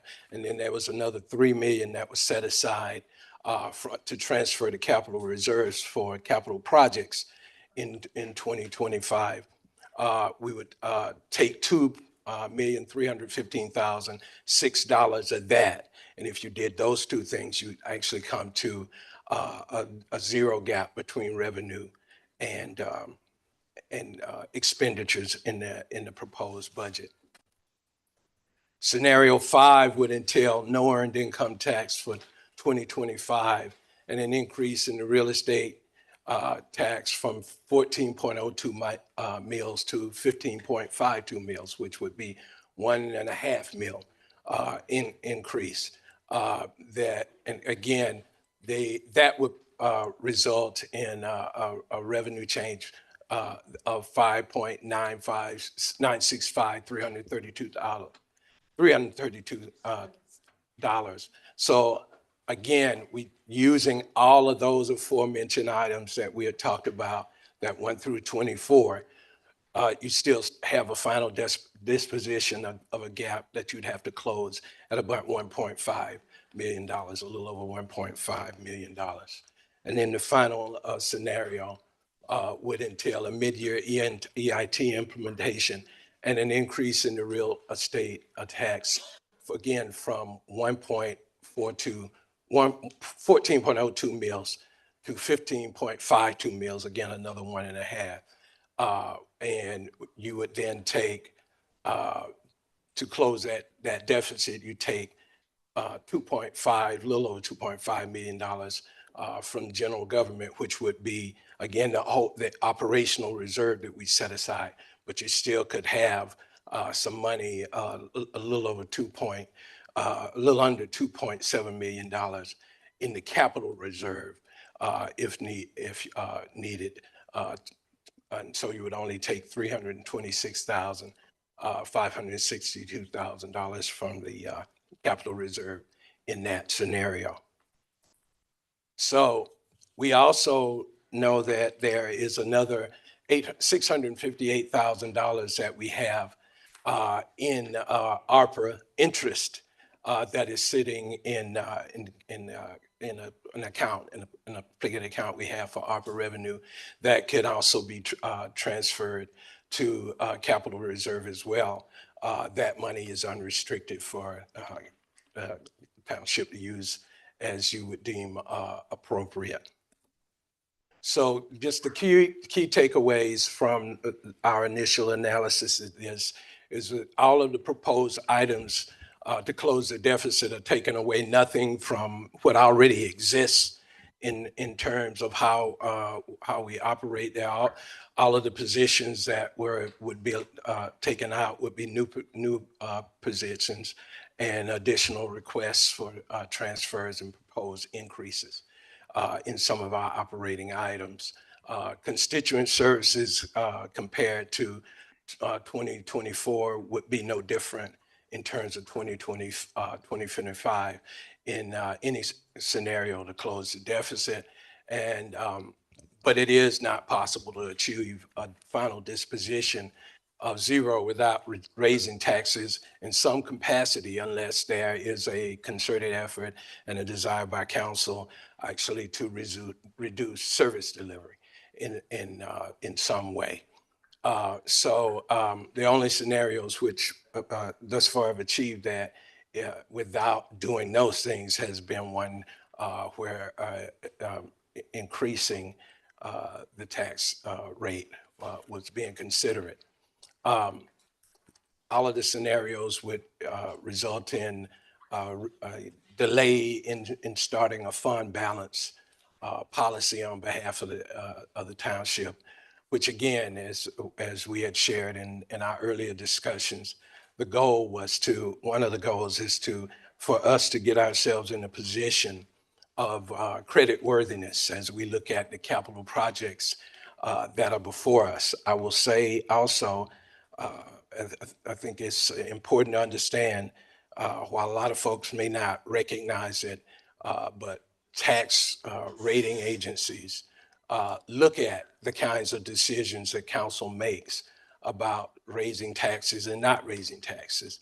And they evaluate you in terms of in situations where it's deemed if you have revenue shortfalls and you don't raise taxes or you don't have alternative sources of revenue, that's a negative in terms of establishment of a credit rating. So it does adversely impact you if you proceed with any types of borrowing or capital projects because you're just going to pay more on the dollar as you're evaluated, and particularly when you're coming from a situation of not having a credit rating to trying to establish one. That's even more so. Again, if we don't implement a real estate tax increase in response to this change, the 5 new police officers will not, positions can't be funded because we could not sustain the officers and equipment that would be needed to go to support them. There also wouldn't be in these scenarios any capital projects that would be implemented outside of the. Sir, if you could please mute your phones in the audience. Thank you. Any capital projects that were identified outside of the ARPA projects that are already identified in terms of all of the transfers that have been made to the capital reserve. One of the things that you could also anticipate, particularly if you move to a full year, a half year ARPA implementation, would be that if implemented July 2025 and successfully doing so in the 2026 budget process, if ARPA is fully implemented, you could actually consider a rollback in the 2026 budget to 2024 levels as far as the as far as your millage rate is concerned. And again, I wanted to share that with you in terms of where we are right now. We are continuing to evaluate the options in terms of looking for other items in the budget that we can reduce, but to do much more than what we're talking about in a scenario where operating costs, which include healthcare and other benefits, as well as just costs of doing business, are increasing. You really get into a situation of where you're starting to consider service reductions as a part of your strategy. Thank you. And thank you, CAO Jones. Is there a motion on the floor on ordinance number 3174, on ordinance of the Township of Upper Darby and the County of Delaware and the Commonwealth of Pennsylvania levying a tax on real property in Upper Darby Township for general fund and debt purposes for 2025? Is there a motion on the floor? I'll make a motion. This is a motion to introduce and advertise. Sorry. I second. Motion made by Vice President Hayman, seconded by Councilor. I have a question for either a solicitor or for Mr. Jones, depending before, just to be clear. Does that motion need to be with an amendment noting the actual With millage the rate? rate that you want. And that would be made now. Okay, I apologize. I just about to use the restroom for a moment. I'm sorry about that. Okay, would you like to add an amendment to this? Sure, I'd like to make a moment, well, I'd like to discuss the amendment before, actually. Okay. Is there a preferred millage rate from the administration? And again, I may have missed that moment in the meeting. We had recommended the one mil. So to 15.02. Yeah, 14 to 15. All right, I'd like to make a motion to introduce ordinance number 3174, real property tax rates, noting the new millage rate of 15.02 mils. Second. To Introduce and advertise. Motion made by Vice President Hayman, seconded by Councilor Brandis. There's a motion and second on the floor. Is there any comments, questions from council members? Councilor Wentz? Yes, thank you. I'm a little confused by your chart on the things that you would remove. There's an HR risk management, that's a new position that's not listed, as far as I can tell. There's a park seasonal new position, seasonal parks pooled at 120,000. I don't see them listed on here. There are current department heads based on your salary list that you sent to council October 10th, 2024, that you claimed you didn't know what the document was, but you sent it to us, where department heads one in particular got a 50% raise. So I would think that you would cut any raises that were over 3% for any department head as a first thing that you do before you cut 5 officers. I mean, you know, I'm very perplexed on how you feel that you can make these great adjustments to the budget without introducing a new budget. There's a huge, all these scenarios. Yeah, there's a great plan and all, but there's a lot of detailed information that's missing that's required by the Home Rule Charter that's not here. I know that you like the strategic planning, but the strategic budget plan does not provide those details that the residents are entitled to. So, you know, just a small presentation with the introduction of an ordinance does not justify, I mean, it's basically you're recreating the budget without doing a new presentation for a budget and new budget hearings.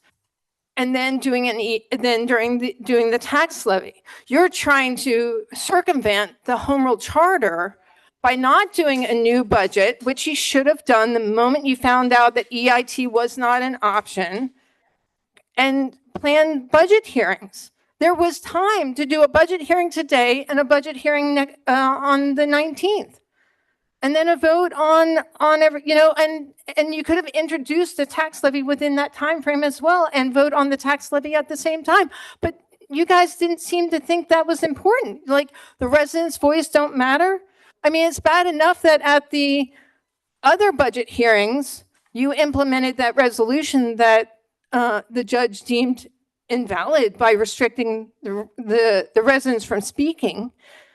You know, so technically your budget hearings from the budget that was passed invalidated your budget hearings because you stopped residents from speaking. You limited their ability to speak and you limited the number of people who could have spoken because you were being abundant of caution by continuing that illegal resolution under the budget hearings. So it invalidated your budget to begin with. And now you're not even going to present a new budget with new budget hearings. You're going to try and revamp it through the tax levy with minimal adjustments and threatening to not have 5 new police officers. You're using them as a bargaining chip. They're not a bargaining chip. They shouldn't have even been listed here. The new department heads, the new salaries for people who've just started working in this township should have been one of the first places where salaries were cut. Versus the township employees that have been here for a long time, police included, have fought to keep everyone safe. But they're the ones you cut. They're the ones that you don't consider. They're the ones that are cut in this equation. But like Rita LaRue gets a 50% raise in her salary, and that's okay. That's a problem. There's new people in her department that don't seem to be removed, nor new positions. I didn't even get a chance to go through the whole thing, but if you had sent this presentation to council like Councilwoman Wagner had asked you to do, we would have had some time to really look at it. But you didn't give us that time. And an executive session where you did this as an informational thing for council, that's not enough time. That's during our time to prep for the council meeting. That's not enough time. You should be doing a budget presentation. You're circumventing the budget rules in the home rule charter yet again.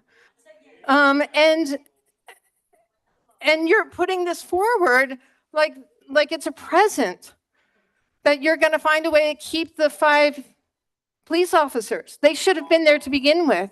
In fact, last year we passed a budget that had them without thought or hesitation, but yet you didn't want to include them for this year. Councilor Driscoll, I still was feel next to speak. Yes, I understand, but you know what? I Councilor think you Driscoll was next violated to council by limiting our ability to speak. There's only That's fine 11 for you of to us. believe that. Councilor Driscoll There's has the only floor. 11 of us. I know he will speak. And keep in mind that Absolutely. that resolution was voted on bipartisan to limit council speech. I 5 voted minutes. against it. You I were the only one. 100% voted against it. Councilor, I'm sorry, Councilor Driscoll. CEO, do you want to respond to anything? I do want to make a clarification. And again, I don't like to talk about particular employees, but I do want to make it clear that Mr. Jones has. I do want to make it clear that Ms. LaRue is not getting a 50% increase. And I think what you were looking at was actually, I know what you're looking at, was actually a year-to-date salary of what salary she had earned year-to-date at that point in time. But I will assure you and this council that she is not getting a 50% increase. As a matter of fact, every employee that is not a represented employee and those who are represented employees whose contract is has expired, the budget is 3%. And that's what the budget for those salaries are. It's 3%. And as you know, those who are, as we are negotiating for represented employees, that may change for represented employees, but it does not change in terms of what was proposed for non-represented employees. So to be clear, I'm looking at the FY 2025 proposed draft position budget 1010 2024, sent by your office, by the administration to council. I'm not looking at the 2024 agenda. I'm looking at a spreadsheet created, position ID, position name, exempt unions, fund number, department, 2024 approved position budget, 2025 proposed position budget, and then comments where there is none, except for what I put in. So that is from your document. If you've changed this salary list, then the moment you changed it, you should have sent the updated version to council. There was never any. You guys need to look at this and do the math. Anybody a 50% Well, increase. okay. The increase for non-represented staff is always Well, 3%. Thank you, CEO. Thank you, Do Councilor the Wentz. math, because it's in here. Councilor Andrusco's been waiting. I would like to give him the floor. Thank you. Question for you, CA Jones, regarding the property tax increase. We have in our charter a limitation that increases are limited to a maximum of 3 mills or 5% of the prior year's budget. Understand this increase doesn't meet the threshold of 3 mills, but can you confirm that it's also underneath the 5% of prior year's budget? Yes. It is, okay. And I actually agree with Councilor Wentz that I have questions over the validity of our charter, or I'm sorry, of our budget for 2025. So do we, at this current moment, do we have a budget for 2025? Yes, and the plan is to both present a new budget and hold budget hearings. Okay, well, I guess my concern with the current budget for 2025, does it have, I guess, a $15 million deficit, or if a $15 million deficit in it? We have a $15 million gap from the budget that was adopted, yes. Okay, well, my concern there is our charter does say it's section 904 budget, Article B, total proposed expenditures shall not exceed the total estimated income, and our budget as it currently stands does. So I would argue that we don't have a valid budget for 2025. And yes, and that's why we will be presenting an alternative budget. Okay, so if that's not passed before the end of this year, does that mean our budget for 2024 waterfalls into January of 25? We will, yes, if it's not passed, but we will present before the end of this year. Okay, thank you. You don't have the floor, Councilor Wentz. Is there any, Councilor Heyman? I just want to address a few things here because I think that they get overlooked with comments rife with falsehoods and misstatements or intentional otherwise. But first off, I want to say that obviously this ruling came out the day before Thanksgiving, which last I checked was still a holiday. A lot of our employees are off. So I want to commend the administration, particularly Mr. Jones, for the work you and your staff have put in to give council options. I appreciate that options and scenarios have been presented to council. I think that that's important, and I think that that's helpful. So these hysterical comments about things like you are doing this, you are doing that. Well, we presented 6 scenarios for council to take action. I think is a little bit premature and inappropriate. And again, thank you for the work that you've done to prepare alternatives for us. I have other comments I want to make about it. I'm going to limit it to that for now, but I wanted to say again, thank you. Is there any other comments from council? Jess, Megan? Yes, I do. Yeah, can I? Well, Megan, if you want to go first, you No, can. Jess, you're welcome to go first. Thank you, dear. Just really quick, my question has to do with the 5 police officers. Obviously, it sounds like things are going to be shifted around. I don't know if Superintendent Bernhardt is still there. But I did have a question about the current officers that we do have. Are they all supplied with body cameras, with audio capabilities? He's here. As a form of equipment and functionality, are they all addressed with body cameras and audio capabilities for their shifts? Yes, correct. All the officers have body cameras on them. Okay, and are they required to have those on at all times during their shifts? Yes. Okay, awesome. That's all I needed to know. Let me clarify that. Sorry, Council. When they're involved in an incident, responding to an incident is when they activate, and they're not on unless they're on a call. Okay. All right. That's all I needed to know. Okay. Thank you, sir. Appreciate you. Councilor Wagner? Thank you. I have a couple questions. Most of them, I think, go to the CAO. I am very uncomfortable with what is happening right now. Number one, This was as a result of a judge's ruling where he deemed that the EIT was not done constitutionally, essentially. And now I understand you have to change the budget, but you would agree with me, number one, that you are now proposing a property tax increase to begin with. Is that correct? That's one of the options on the table, yes. And you would also agree with me that that requires 3 advertisements in order to get to that point, correct? Yes. No, a property tax? No, a millage rate increase is only 1 advertisement. EIT is 3 advertisements. A real estate tax, Mr. Kilkenny, would be 3 advertisements. Is that correct? That's not my understanding. Okay, well, let's be honest about your understandings of things. In addition, if what you're doing, you're proposing a whole new budget, which also is going to require 3 public hearings, correct? 2 public hearings. Fine, 2 public hearings.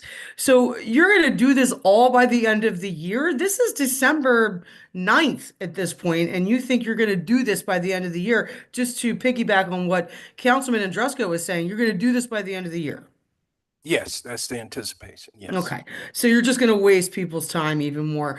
These questions that I'm going to say now are rhetorical, so I'm not looking for an answer.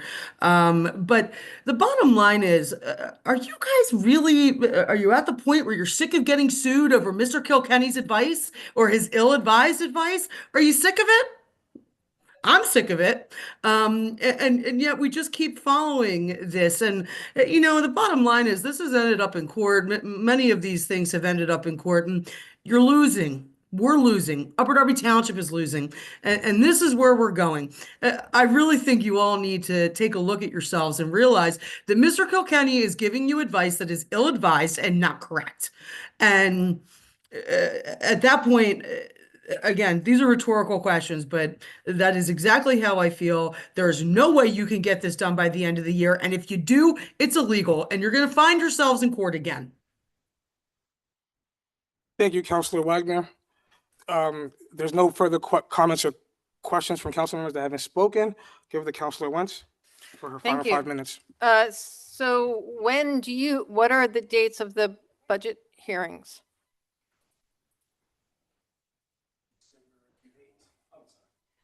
December 18th and 19th. Okay, so December 18th, so 2 back-to-back budget hearings with the vote. So then the vote is on the 19th, right?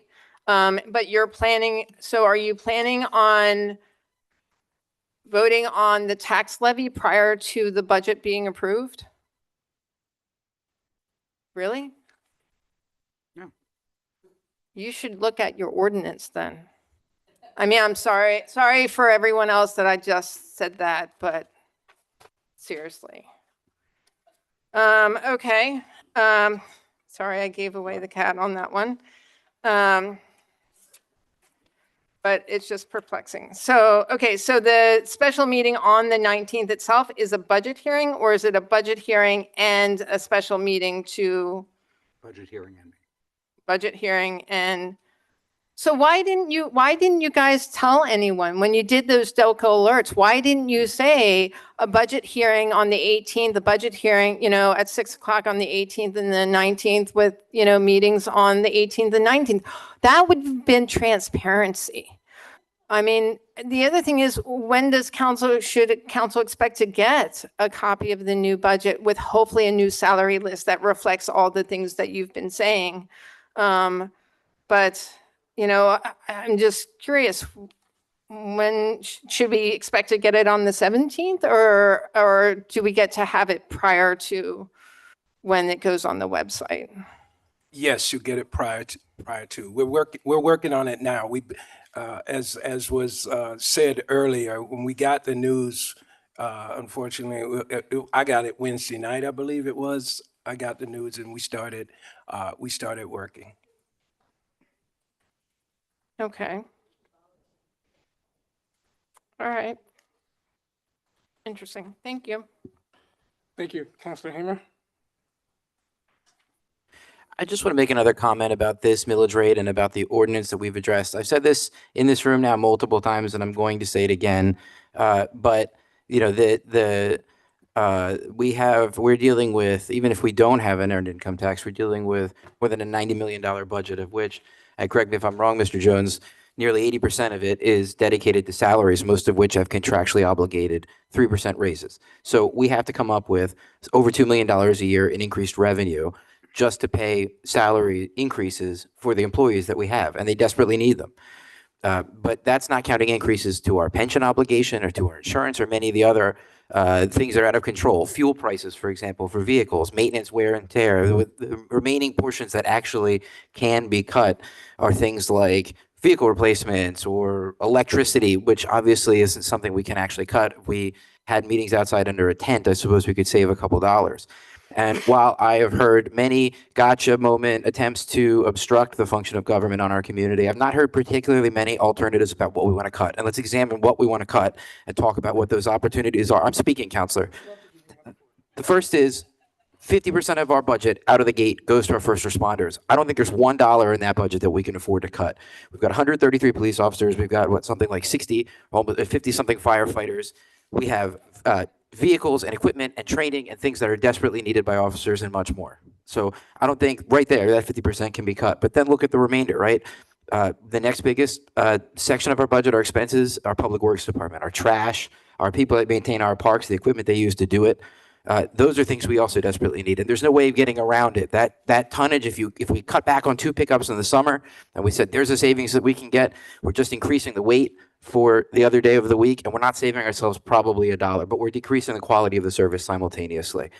So I hear a lot of different options about, I don't like the salary of this particular employee, or I don't like that particular person or that consultant, but I have not heard any strategic plans. Here's what I would say as a council member I think we need to cut. Here's the service that I don't think we should have. Here's certainly there are things that we don't like paying for, but they are a drop in the bucket in the scheme of the things that are increasing the costs for this community. And I'm still waiting for that plan. I've been sitting up here on this dais for 3 years, and I've never heard that plan. I've heard we sat through 2 years of hostage crisis. We're facing another version of that right now, in my opinion. But the harm, and I said this, and as some members of the community pointed out, but I want to reiterate, the harm is the point. There are people up here who don't agree with the function of government or the role of government or the size of government, and I respect that philosophically. But there are also people up here whose goal it is to harm the community for the purpose of winning elections. That's what this is about, and I'm tired of it. Thank you. I Vice certainly President. want to speak again. Thank you, when Vice I'm President allowed. Heyman. Councilor Wagner, if you would just mind, can I just have the floor? I haven't spoken yet. Yeah, that's fine. So I got this update on the Wednesday before Thanksgiving. I'm actually at the airport boarding a flight, and I was obviously very disappointed with the judge's ruling. However, I do respect it. From the council, the president of council's perspective, I really wanted the finance committee to meet with the administration first, which they did. They got to see the options, and then we had the executive session. So I do apologize to the public if things weren't as concise or cohesive. Everything was moving in real time, right? I got the call, got on the flight. We had talked to staff that was heading to see their families and figure out a way to get this done for you. It's really about the residents. So my only thing that I would like to add, and I'll actually agree with my colleague at large, Councilor Wentz, and this is only because I was not sure of the timing of the finance meeting before they met with the administration and were able to come to what they think is best in the executive session. I would just add that if we just change it to enacted and ordained on the 19th of the day, it will give the two budget hearings and then give residents 2 times to comment on it. And we can vote on it on the 19th, which is precluded by a public hearing. So residents will essentially have 3 times next week to discuss this. And if you do it during your public comment, you have 5 times. So I think we will be able to hear all the residents. In regards to the Delco alert, as the council president, I'm not controlling the Delco alert. In the future, I'm gonna make sure it's more accurate and do my due diligence. It's my first time dealing with it. My predecessor didn't leave any notes or anything of guidance. He never wrote emails or wrote anything, to be honest. But that's kind of where we are. And I do appreciate the administration providing options. And I would just encourage folks to have questions and concerns, provide some solutions, right? If you have a solution I think is better or it could work, provide that prior to the meeting so we can meet and bring something concise to the public. So that's my take on it.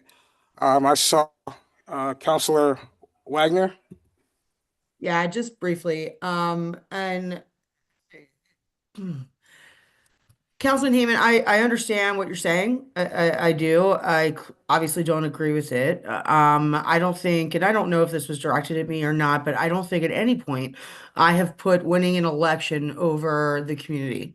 Especially in terms of the fact that I wanted a senior center and the Arts Foundation. I also don't appreciate the notion that the 5 police officers are not important to us. In fact, we've been fighting for that for a long time. So if you would like to know what I think about what should be cut, I will certainly tell you. You've never asked me that, and nobody else on council has asked me that. But I will tell you right now, what I think should be count is Mr. Kilkenny's outrageous salary and the outrageous bills that he charges this township. That's what I think should be cut, and we'd be in a lot better position.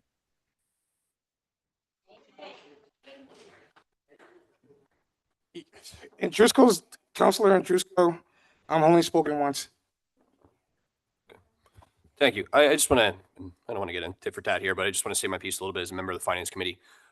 Regarding the proposed solutions that were brought forth, I was not able to attend that meeting on Thursday, but I was only notified of the meeting the day before. I understand it was a short notice for everybody, but I wasn't informed after the meeting what was discussed.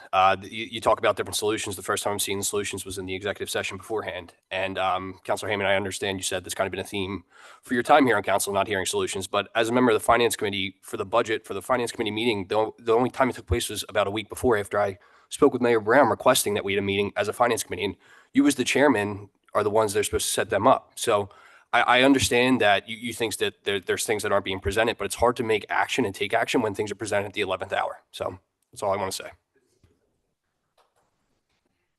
Okay, if you could just give him, are you okay with him taking the rest of your time to respond? We can move on to the. Okay, Councilor Heyman, I don't have the structure to the response. Everyone kind of spoke on this issue. I think now with the amendment you added. I'll address it at a new business then, Council. Okay. Thank you. Thank you. I appreciate that. I just want to get through the meeting. So we're going to add the amendment of the millage rate, and then also the 19th day for it to be enacted. And also too, Your microphone. related to the millage ordinance, oops. But while this is brought up, as Councilor Wentz brought up, there will be 2 additional budget hearings on the 18th and 19th, which have to be separate than the council meetings. And then a budget resolution passage potentially on the 19th. I just, as you brought out, Councilor Wentz, and I want to, like I addressed in my solicitor's report, I did bring this to the attention of the mayor, the administration, and the council president several days ago, that this should be a course of action that they should pursue. Thank you. Thank you, Solicitor Kilkenny. And like I stated, I really wanted to kind of have an open conversation about it. We've done that. There's a motion and second on the floor to introduce and advertise with the amendment of the 1% millage rate raised, and it to be enacted and ordained on the 19th of December. Thank you, Secretary Billups.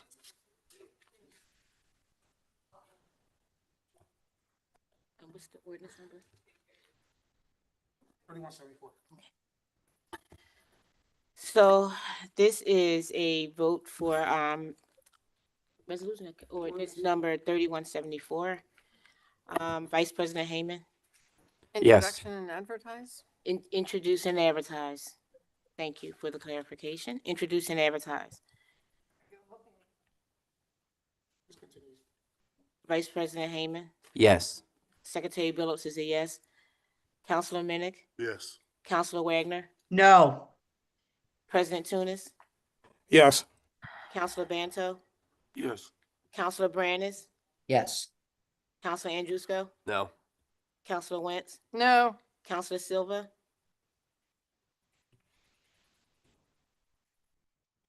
Yes to advertise. Yes. Thank you. And Counselor Blackwell is excused. So 1, 2, 3, 4, 5, 6, 7 yes, and 2 noes and 3 noes, sorry, and 1 excuse. Okay, it will be introduced and advertised. The next item on the agenda, CAO Jones's resolution number 3524, application for PA Department of Aging 2024 to 2025 Senior Community Grant. If residents note, this is an emergency grant as it's due on December 13th. Yes, thank you. Thank you, Mr. President. And this grant came to us late, and we decided to pursue it. It's only a $75 to $8,000 grant opportunity, but it would actually be used to provide programming for the Watkins Center, and particularly the Arts Center for the seniors. So we're looking at things like sewing machines, tables, storage cabinets, et cetera, sewing kits, et cetera, for them to use. And we wanted to not lose the opportunity. And this is a grant that was put out as part of a $2 million program by the PA Department of Aging. I'd like to make a motion to introduce resolution number 35-24. It would have to be. I'm sorry, to approve resolution 25-24. I'll second that. Motion made by Councilor Heyman, seconded by Councilor Wagner. There's a motion and second on the floor. Is there any comments from council? Yes. Councilor Wentz? Yes, thank you. Is this a matching grant? No match is required. Okay. And so, it's nice that you're planning on adding arts and so forth programming. Is this your version of replacing the Arts and Education Foundation? This is actually responding to a grant application that was provided by the Pennsylvania Department of Aging for the Watkins, for seniors. No, I mean, I think it's a great program. It sounds great. I just, it's just too much of a coincidence. That's all. Thank you. Just want to remind council members that every agenda item is submitted from the administration with a form like this, where it tells you everything that's in the agenda item, that's in the agenda. And I would just encourage council members to read those items, and it will tell you why these things are on the agenda. Is there any further comments from any council members? No. If there's no further comments, all in favor? Aye. Aye. Any opposed? Okay, passes unanimously. The next item on the agenda is ordinance number 3177, departmental fee schedule. Thank CEO you. Jones? Thank you, Mr. President. Council, we had shared with you the departmental fee schedule for your consideration and conversations. I also went over some of the issues related to the fee schedule with the Finance Committee. I know Councilor Andrusko and I had also had some conversations about some items he was interested in. We're still looking for any additional feedback, but this is to introduce and advertise the ordinance.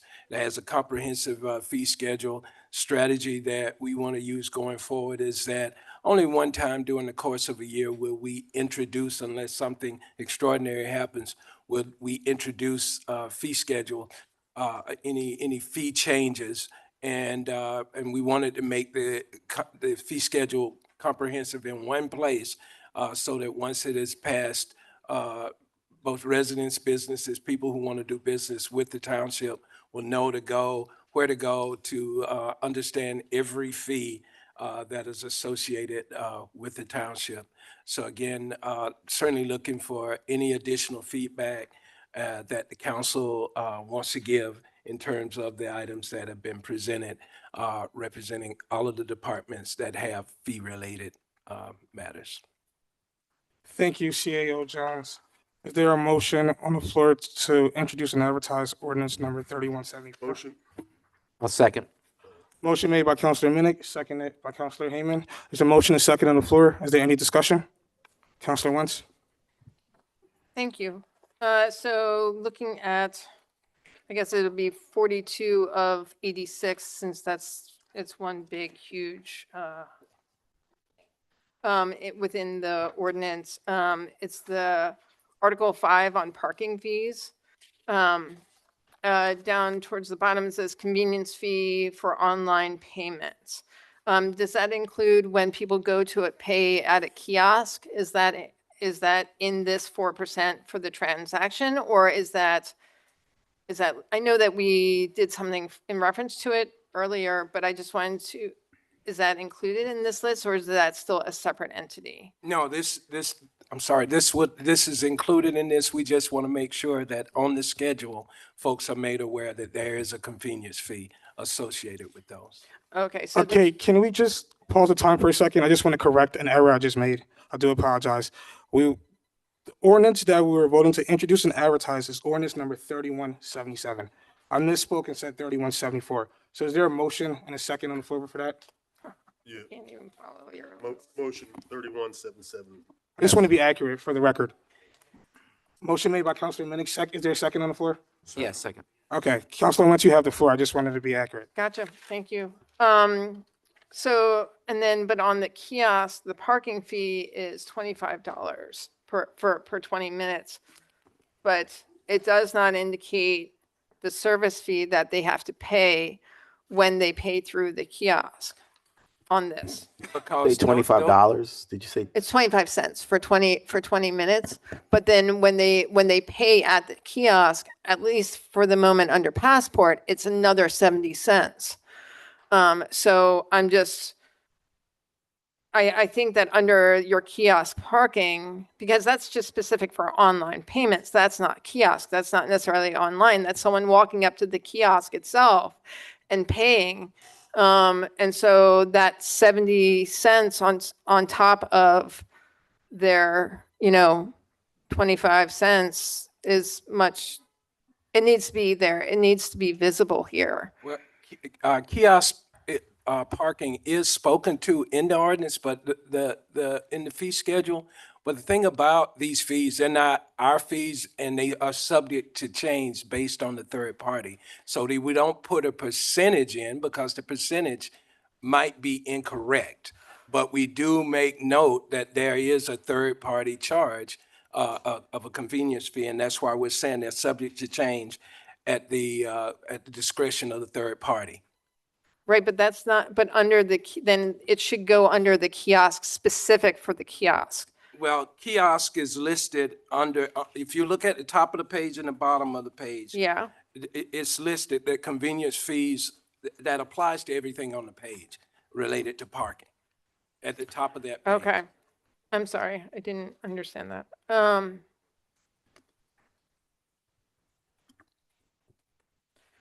Okay. I've fielded so many complaints by residents on a monthly scenario, like at least 10 people a month on this issue. So that's part of the, or it feels like it, but definitely, at least 5. So, I just want to make sure we're as transparent as possible, because if this is the document they go to find out what the fees are, and then they're hit with something more than they were expecting, that's when we get calls. So, thank you. Thank you. Councilor Andrusko? CA Jones, back to our topic of the permits for the youth leagues. I gather that there was a conversation maybe at the Finance Committee this last week about potentially an adjustment to fees, but what I'm seeing here for the $300 for the youth leagues, I believe is the same as it was last year. Yes. And so we're proposing no change in this fee schedule? That's up to the council. I know that in the discussion with the Finance Committee, there was a blanket charge, I believe, of $1,500. That the Finance Committee recommended, and but that we're not taking that action. That was just a recommendation at the meeting. well, it's up to you guys. I think the $1,500 would be appropriate. Again, we have a situation where, as we discussed, it's 8 weeks for $300. And that's not only exclusive use of the fields, that's also exclusive use of the concession stand and all the revenue from the concession stand, exclusive use of all the storage. And that for those 2 months, no other organization has been able to use that. And that accounts as the president said, not only to that, but to the 69th Street fields as well. And so as we shared with the committee and shared in the discussion, we did do some research. Different communities do it different ways. Some charge by the hour. And we've seen fees as high as $200 an hour for field rental. I know that under the initial proposal that we talked about, it looked like the fees could be as much as $4,000 for use of those fields for 2 months.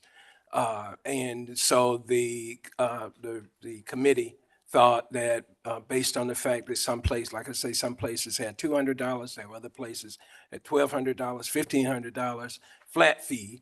It seemed that the consensus in that discussion was $1,500. And it certainly is something that I would recommend. I mean, it is township fields. And the other thing about it is if there's nobody else, even on the off days, and this has been the history, even on the off days, when there was no activity on the fields, my understanding in this history has been still nobody else was allowed to be on the fields. And so my recommendation, one, is that they are township fields, so certainly that should be allowed, but also respect the fact if the groups reserve it for those days for 2 months, every day that they get it, we want them to have it. But if you look at the calculation of $300 for 8 weeks, that's essentially $5 a day. And the comparison that was made, as I shared with council, is that somebody wants to rent a pavilion, that's $75 for some hours, as opposed to $5 a day for 2 months. Yeah, I understand your perspective and respect your opinion on it, but as I stated before, we as a township don't have much in regards to recreation budget.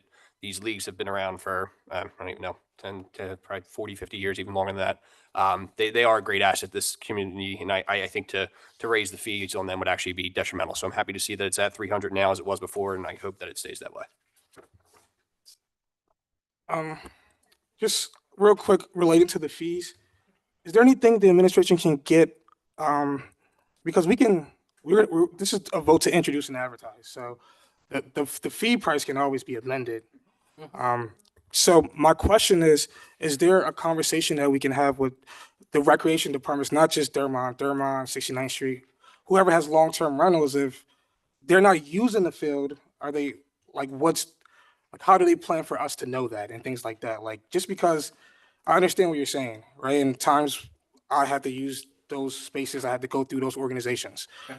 But I'm just quite curious, because if someone wants to use a space and it's not being used, why can't they use it? Well, I think, I guess my perspective, and this is my 10-month perspective on it. It seems that historically it's just kind of been just verbal agreements.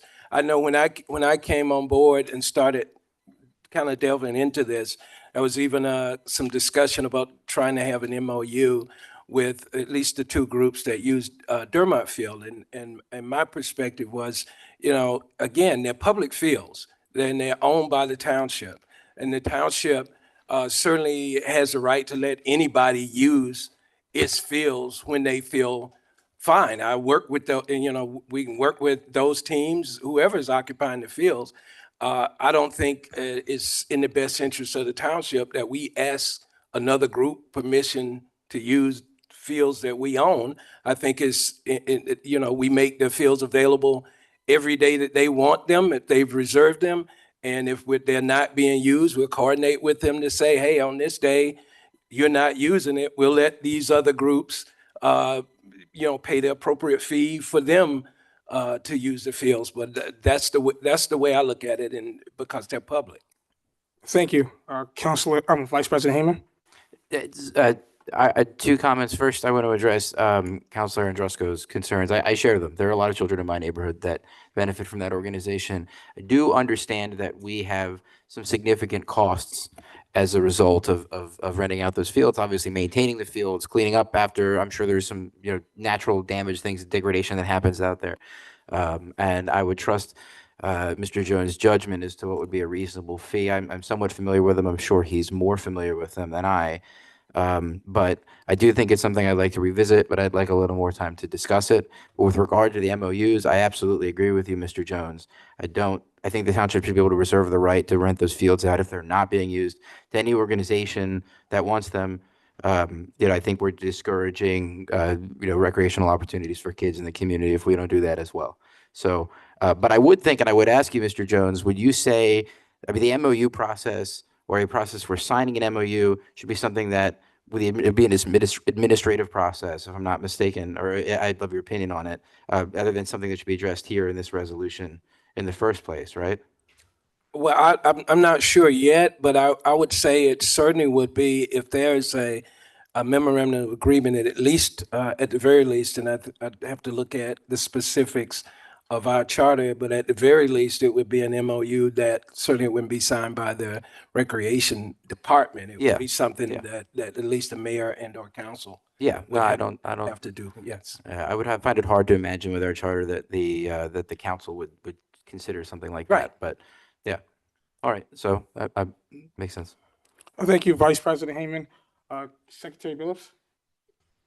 Thank you. So I just want to make sure that I'm understanding. So when we do an MOU with either at Dermont and at 69th Street, the whole point is to talk with these people at Dermont and 69th Street and say, hey, you're interested in having these fields on this particular day, whatever day, and we get into this MOU for these particular days, and any other days that they're not being used, then we can rent them out to other people that might be interested in them, right? I think, I don't know what the intent of the original MOU discussion was. I never saw it. All I knew that I'd been advised by the interim leisure services director that he was in the process of talking about MOUs with them. My response again was, why do we need to do MOUs if we just lease the fields to them through the fee process, because they're our fields, and making them available to whoever. Respect 100% the history and the right, the opportunity for those folks to use those fields for 2 months. That's no problem. Right. But it's still, my point was they're township fields that you don't have to have an MOU to enter into an agreement. And so I just have rules that these are township fields. This is how they're going to be rented. And these two, I think, are special in that they're large enough and proficient enough to have 2-month tournaments. That's great. I support that. Gotcha. But and know that they can do that. The bigger concern for me was that understanding, one, like I said, there were times, as I've been advised, where nobody could use the fields because it was in that 2-month time frame. And then the other thing is this: part of the whole process of making sure that you're doing your due diligence for capital reinvestment. That's what this kind of, you charge fees to be able to reinvest into activities in the parks program and whatever you're doing. And so it's about creating, again, opportunities for that.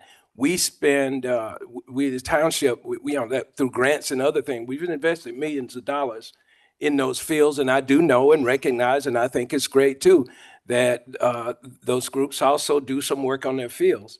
But we have the responsibility, we have the liability to make sure that, because they're not going to get sued if something happens because of any work that's been done out there, we are going to. So that's why I don't think it's good to do an MOU. I think it's good to have a process in place with a fee schedule that, fill it out you know, right now, if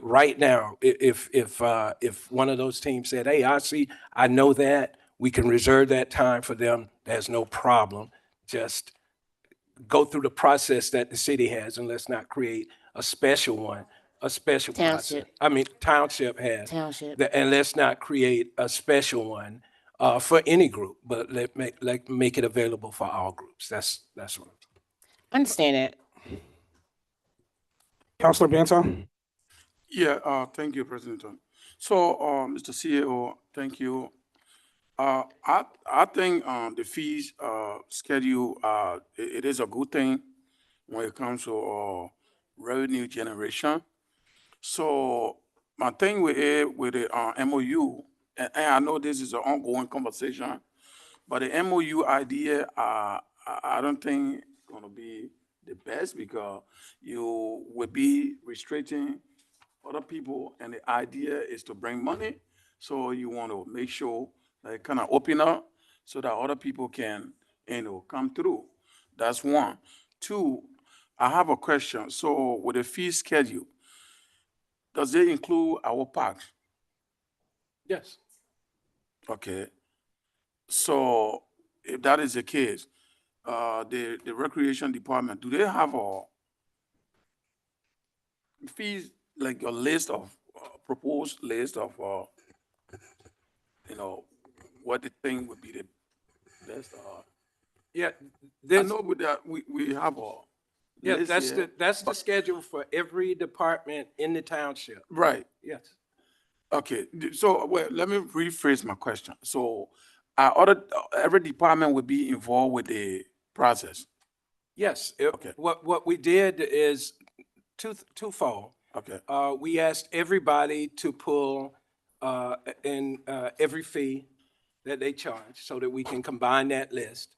We also combed all of the existing fees that had been adopted by the township. We asked them to look at those, update those based on industry changes, the cost of living changes related to doing this. A lot of our fees had not been changed in years. Some had, but a lot had not been changed in years. So we updated them to current standards and comparable standards to what other communities charge and what really are 2024 standards. And that's what we had before you, is that list as a result of all of that work. All right, so, okay, thank you. I think I just, the MOU idea, I just wanted to consider, leaving it like an open opportunities. Thank you, Councilor Banta. Councilor Silva? Okay, so about this seasonal usage, so if an athletic organization rents a field for a season for $1,500, you're saying that they have an exclusive right to that field for that season? Or, I mean, there are other, there's like private groups now that kind of come in that do athletics. Sometimes there's multiple local athletic groups that would be like providing a sport in the same season. So the $1,500 would be like an exclusive right to, I don't know, say Dermond or Scullion Field or what have you. Yes, so I don't want to interrupt. No, that's, yeah. So let's say Dermot, let's say if you have a schedule for a season, you come to us, you fill out the application to do it. You have a schedule, these are the days and weeks and whatever it is that you want to use the field for that time. That's your schedule. The only thing that changes is that those days that you submit inside of that 2 months or whatever it is, if you're not using the fields for practice or for games, the township has the ability to let other groups use those fields. That's the only thing. Again, what I had gotten from staff is that no, you can, and it was almost like we didn't have an option to say otherwise. My point was, it's townships fields, it's townships property. Anybody who is a user of those fields that signs an agreement that says these are your dates and pays a fee that says covers your dates, field is yours. Our job is make sure that it's ready for you. When you use it, it's ready for somebody else when they'll use it, when they're gonna use it. So if an athletic organization submits to use Dermont Field Yeah. for Tuesday, Thursday, and Saturday, Mhm. then, so then Monday, Wednesday, Friday, Sunday become still open. So there really isn't an exclusivity. There's just for the days that they select. Right. Okay.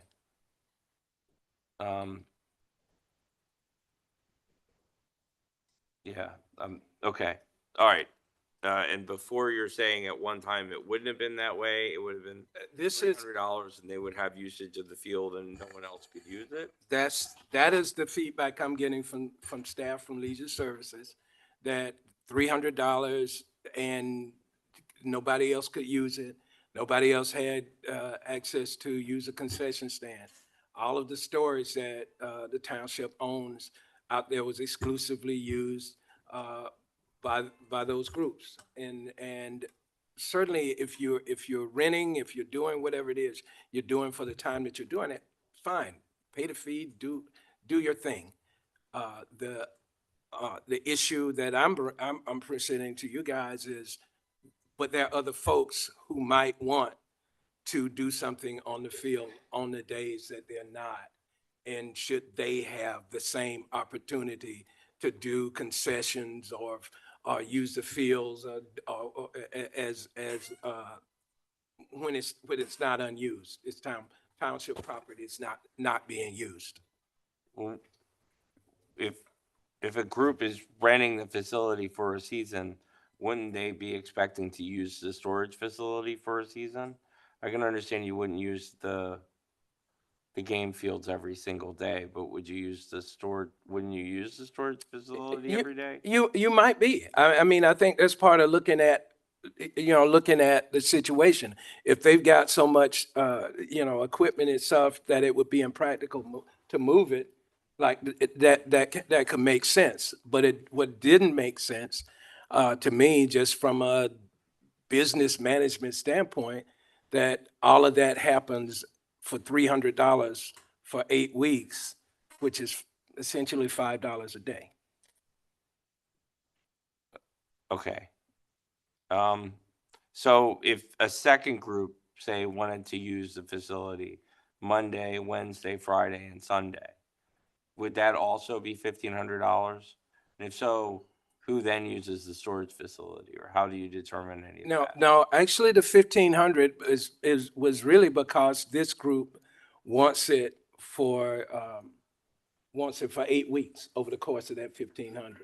Okay. Over the course of that time. And so again, as opposed to 300 for 8 weeks, we were proposing 1,500 for 8 weeks. Okay. I guess my time is up. Thank you, Councilor Silva. Councilor Brandes or Wagner, do you have anything? No, I'm good. Okay, I Councilor have Wagner. nothing, I have nothing further on this one. All right, I'm gonna go back to Councilor Wentz. Thank you. Just, CEO Jones, can you please clarify, is this increase of fees intended to create revenue within the township?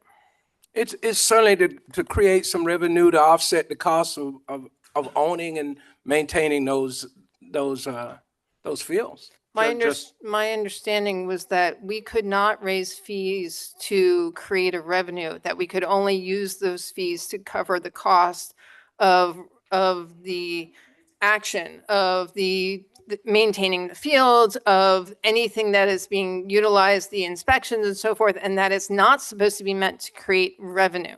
Well, I'm sorry, I'll let you. No, so I'm just trying to understand. Councilman Manto thinks it's meant to create revenue.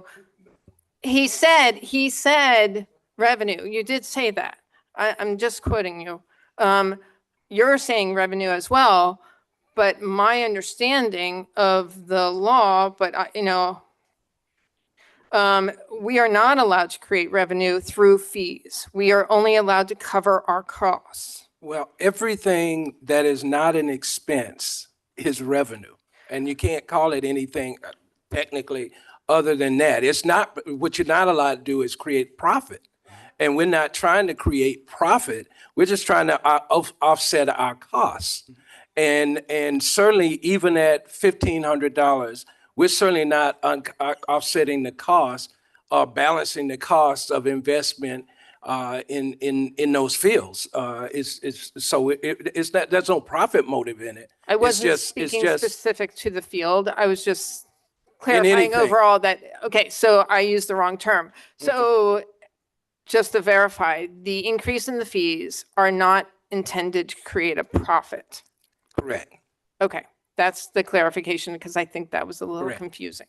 I also wanted to turn to the Home Rule Charter. It's Article 7, Section 702, Ordinances in General, Subsection B, Procedures. And there's a lot on it, but I'm going to just drop down a little bit. The public hearing shall follow the publication by at least 7 days and may be held separately or in connection with a regular or special council meeting and may be adjourned from time to time. All persons interested shall have an opportunity to be heard at the public forum preceding the public meeting.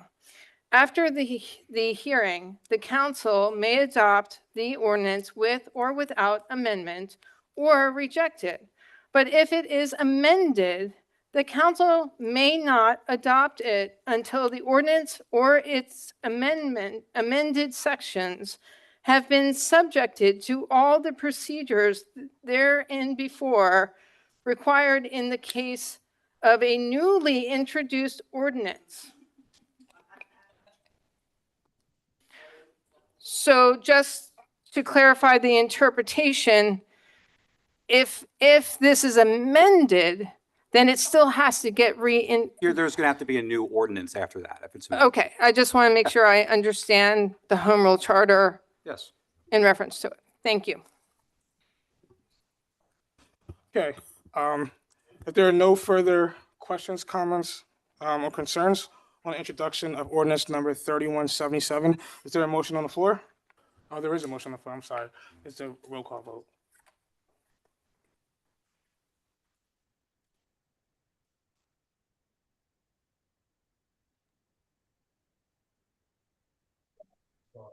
This is introduce and advertise, ordinance number 3177. Counselor Hayman. Yes, Vice President Hayman, I apologize. that's fine. Secretary Billups is a yes. Counselor Minnick. Yes. Counselor Wagner. No. President Tunis. Yes. Counselor Banto. Yes. Counselor Brandis. Yes. Counselor Andrusco. Yes. Counselor Wentz. Yes.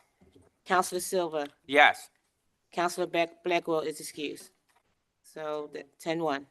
Thank you. The next item on the agenda is ordinance number 3171. It's Thank 9-1, you. but Yes. I'm sorry. 3171. It's 71. Yeah. Huh? No, the next item on the agenda is letter D, right? I think she was clarifying the vote. Yeah, count. 3171. I'm sorry. Did I misspeak? I apologize if I I did. think you're just clarifying that Councilor Blackwell was not here, so just reflecting the correct vote. Okay, I apologize. 9-1. I'm sorry. 9-1. So, CAO Jones? Thank you, Mr. President. Council, this is a request for council to approve the introduction and advertisement of ordinance 3171, which authorizes that parts of certain unencumbered appropriations allocated by the 2024 operating budget be transferred from various departments and agencies to other departments and agencies within the township. The ordinance itself includes where those places would come from and where they would go. This is really just kind of a housekeeping ordinance, end of the year. As you know, a budget is your best projection and estimate from one year to another. And the goal is to make sure that we have no department that ends with a negative balance at the end of the year in terms of their operating and expenditures line item. The other goal, as always, is to make sure that the bottom line for the township, as far as the budget is concerned, is a positive one, and these movements accomplish that. Thank you, CAO Jones. Is there a motion on the floor to introduce ordinance number 3171? Motion to introduce and advertise ordinance number 3171. Motion made by Councilor Minnick, seconded by Councilor Banto. Is there any question, discussion from council members? Councilor Wagner, I see. Are you raising your hand? Oh, you're good? Okay. Councilor Wentz? Thank you. Okay, so looking at the list, I'm just curious for taking funds from the fire department. There's of the $140,913. How much does that leave them to pay their end of the year bills? They are fine with pay. I can't give you the exact amount, but the process that we went through and the finance department went through with every department was to look at where would they be at the end of the year and what will be unencumbered on their parts at the end of the year. And these amounts represent, that were taken from everybody, represent what would leave them, they cover everything that they were gonna cover through the end of the year. So have they submitted all their bills to the end of the year, or are there still outstanding bills that you have not seen yet? Everybody's taken into account whatever their outstanding encumbrances and obligations are. And some of those bills could come due in January. In December at the end of the year. So this process has looked at, you've had this all in your budget over the course of this year. Are you going to spend this money? Is this money encumbered in any sort of way? Have you got everything you need to do to finish out your budget for the year? The answers to all of those questions were yes, and that's why it got on the list of available places to take to help the other departments who had already experienced. Right, I'm just trying to, police and fire are the two realms that are very unpredictable, as far as to take funds from them. I find for many years, they were where we were giving money to and not taking from. And I'm concerned that because fire is so unpredictable, you have no way of knowing if there are going to be sudden fires that were unexpected, because fires are hopefully not expected, right? But the need for our fire department to go out on calls, I just want to make sure they have the cushion that they need to cover all of the bills that they may have coming towards them. I don't like taking from fire or police. Or if there's a potential snowstorm for, those who take care of snowstorms. So that, I just want to put that out there. Chief Boyce and his team, Superintendent Bernhardt and their team, they were part of this process. They were part of saying, yep, I'm comfortable with this. Okay. So there was no hostile move. No, I just want to make sure. And the legal services that is getting $109,746, is that going to Kilkenny's firm, or is that other legal services that are? There are lots of legal services in the township, and that certainly most of the legal services in the township resolve, or at least half, if not more, revolve around labor. And so we've got labor attorneys, we've got civil service attorneys that we pay for as well. We've got half of the attorney bills that are related to pension programs. So legal So bills. do you have a breakdown of the legal services that these funds will go, what realms these funds will go to within We legal can certainly services? provide you with this. This is looking at where the total for legal services, and it's all in one group, where the total for legal services there are, to make sure that the legal services line items are not negative. at the end of the year. Right. So, on legislative body, now I know that there's 20,000, I know that it's most likely due to all the advertisement needs for the council, since we had 8 council meetings at the top of the year and we keep adding more, right? So, but I do know that there's 20,000 in that department for legal services that obviously wasn't needed. Was that accounted, because you can make changes within your internal department, was that included, did that already basically get used up to pay for, other expenses within I know- the legislative body? I'm sorry.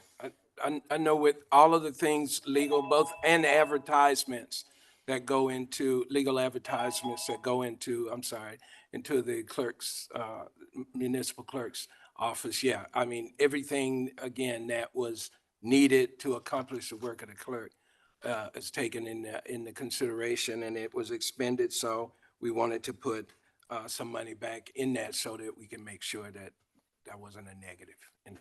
Right. I know, I don't have a problem adding, because I know the work that is done there. I just wanted to, those funds weren't intended for legal advertisements. It was intended for counsel in case they needed conflict counsel.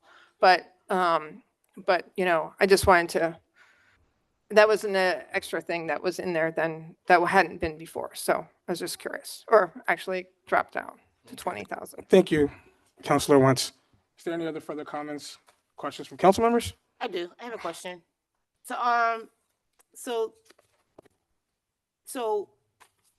So money is being transferred from IT and is being transferred where? I'm just having a hard time following this.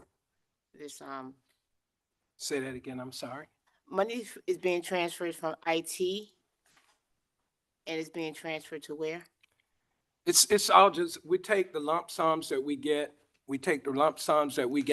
from departments, and we just plugged it in to wherever it needs. So it wasn't like with an intentional, IT is gonna go to this, but that we just wanted to show the amounts that came from IT to go to help the bottom lines in these departments. So it wasn't IT is gonna pay for legislative or anything else. It really was just about the 2 bottom lines that needed to be covered. Okay, so 72,000 is being transferred from IT, but, okay, so it's not going to a specific department. You're just saying that's how much is being transferred out. Yes, I mean, some of it is going somewhere. I got you. Yes, I got you. All right. Okay. Okay, thank you, CAO Jones, Secretary Billups. Seeing no further questions or comments, there's a motion and second on the floor. Secretary Billups, can we just have a roll call vote? Yes. On ordinance number 3171 to introduce and advertise.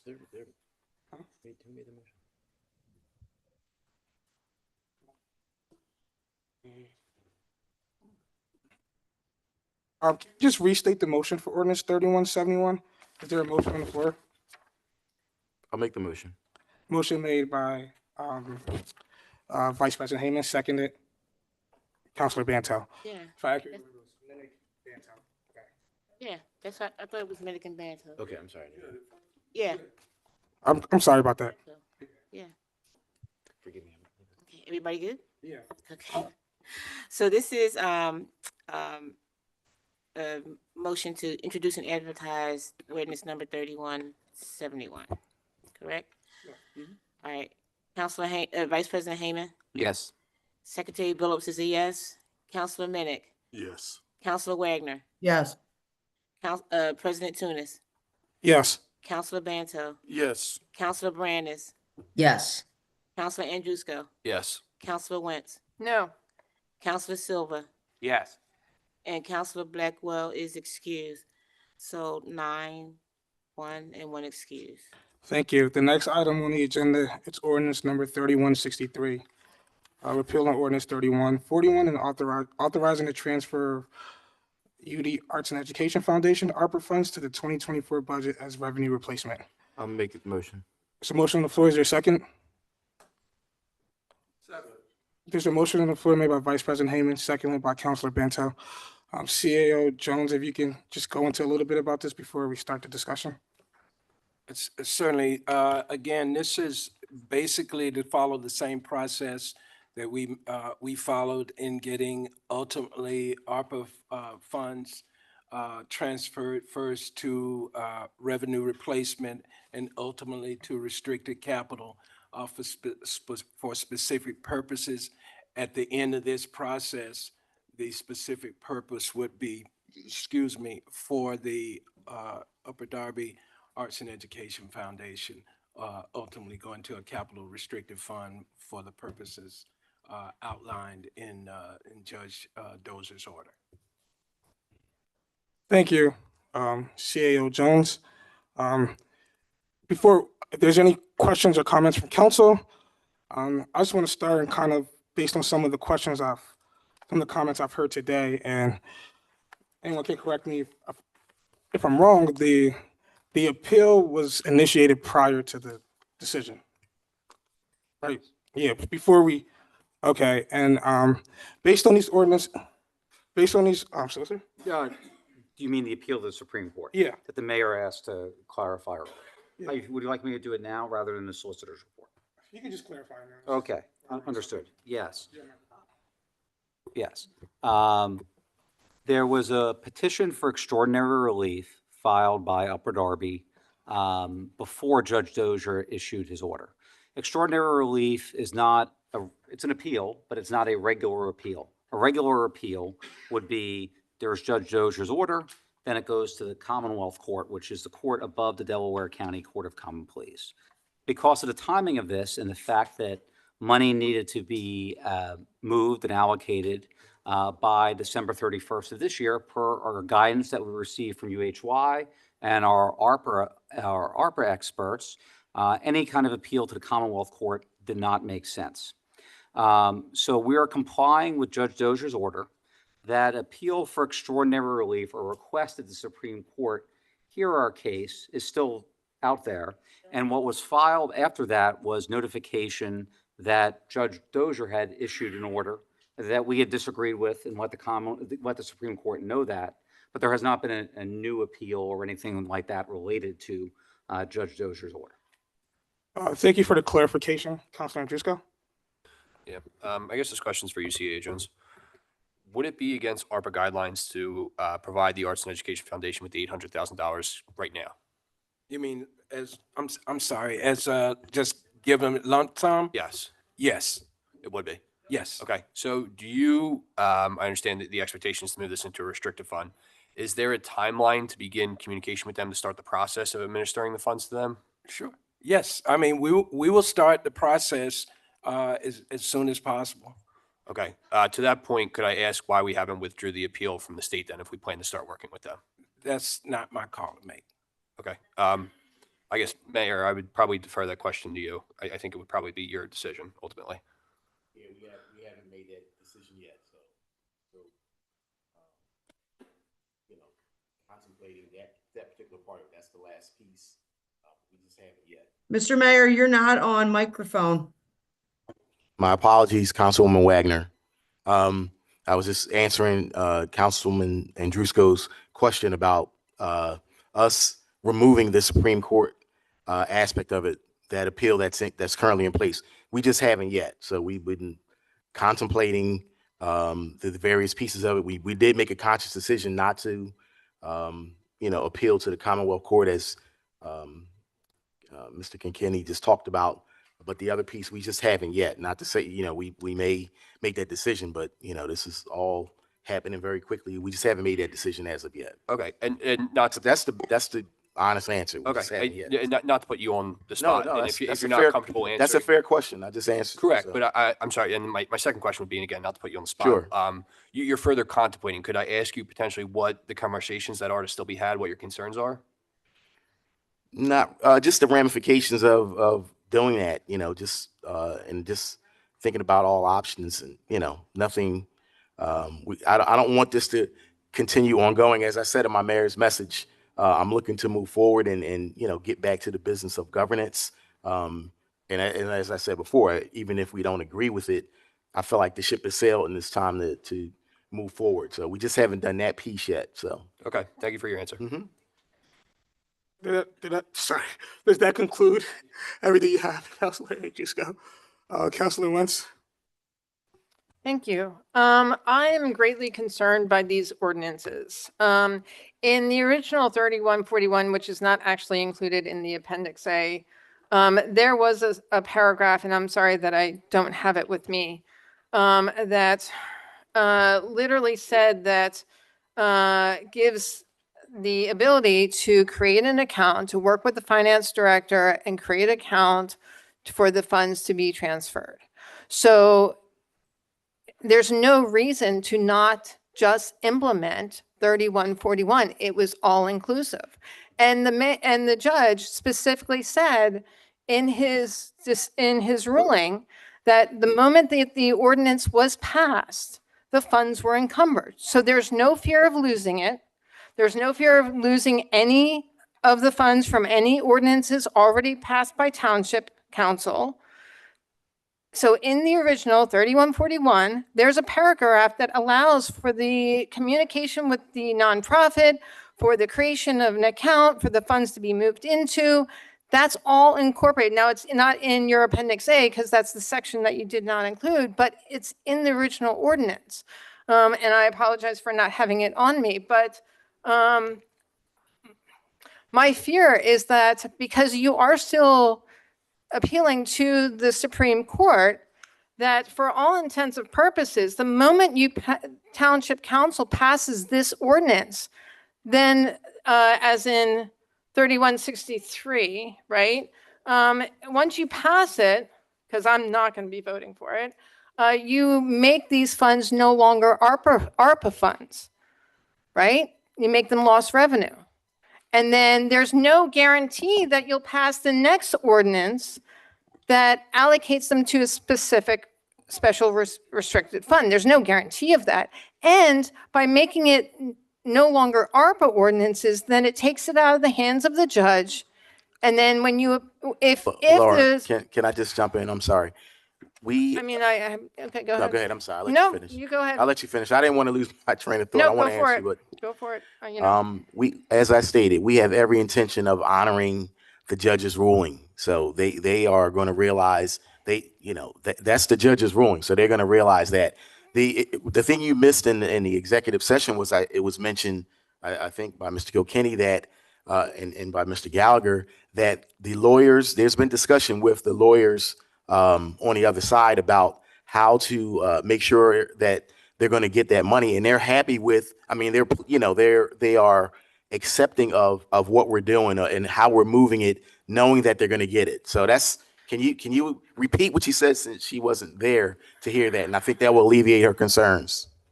I just Let before him say it. Then okay, but my time's running out, so he can say that after my Okay, time runs out. Can you just pause I'm for time so the solicitor can give understanding, please? Because this is getting. Yeah. So Councilor Wentz, there was a meeting with Mr. Linehouse and Judge Dozer and myself. We had a status conference to discuss this because there was concerns about the actions we were taking, making sure that was compliant with Judge Dozer's order. That is something that Judge Dozer felt comfortable with doing, and he has even included the fact that he will issue an order saying that we're complying with his direction if this is the course we take and we ultimately do it. So he is aware of it, and he has already signed off and said that he is approving this. So I'm not concerned after that conversation with Mr. Linehouse for the Arts and Education Foundation and Judge Dozer that we are taking the appropriate action tonight. and Mr. Linehouse is not concerned. After that discussion, no, he is not. Correct. That's the important part. So let me just reflect back to an earlier part of this evening when you thought council was going to give Richard Bly the right to speak and they didn't. I don't guarantee that the moment you take these funds out of ARPA control and into lost revenue, that they're going to pass this. I don't trust that that's going to happen. I have no reason to trust that that's going to happen. And I am very concerned why you just don't implement 3141. It was written so you could do it. So why would you have to change it? All your excuses for changing it are null and void because once he said in his ruling that 3141 passing of that made it encumbered. It had the proper protocol in place in the ordinance to be able to implement the funds accordingly. There is no reason to do any of this. I understand you guys have talked yourselves into this, but I just want to be very clear. I don't trust. I have no reason to trust because part of the reason why you haven't taken the appeal away from the Pennsylvania Supreme Court. So there's no reason to trust that this is going to happen. There's no reason to trust that you're actually going to follow through and give them the $800,000 so that they can have a cultural arts center in Upper Darby. Your action of not taking the appeal back. You have a right to feel the way you feel. If I'm not alone. Okay, that's fine. That's fine. But the lawyer, right, Mr. Lonhauser, in the meeting, he was okay with what we're doing, and he feels like we're going to do what we're supposed to do. I have no reason not to do that. I understand, but he hasn't been burned by this realm as much as I Right have. to feel the way you feel. Absolutely, but you have the right to I feel just it. want to be very Councilor Wentz. transparent on that. Solicitor Kilkenny? Just real quick, Mr. Gallagher, Mr. Gallagher summarized what happened before the court. The reason why the original ordinance could not be implemented, it was because of guidance we received from UHY. UHY's guidance was it has to go to revenue replacement first and then be reallocated into restricted fund to go to Judge Dozier's, to comply with Judge Dozier's order. The reason being is because when this was originally passed, there was a lot more time to go ahead and spend the money, contract the money. Right now, December 31st is our deadline for these ARPA funds. So we're trying to protect the money. Thank you. Vice President Hayman? Yeah, I just want to be clear about something because again, falsehoods keep getting said in the meeting, but we have gone through this dynamic since the summer of 2023. And not from this administration or from the past administration have I ever been presented with a plan to reallocate those funds. That has not been presented to this council. Not to me anyway. The plan that was presented months ago was to preserve those funds into a restricted capital reserve account. I believe that's right, capital reserve account. So that released as revenue replacement, but with that restriction, so that we could sort out some of the UHY compliance issues. That was, I think, late spring or early summer of this year.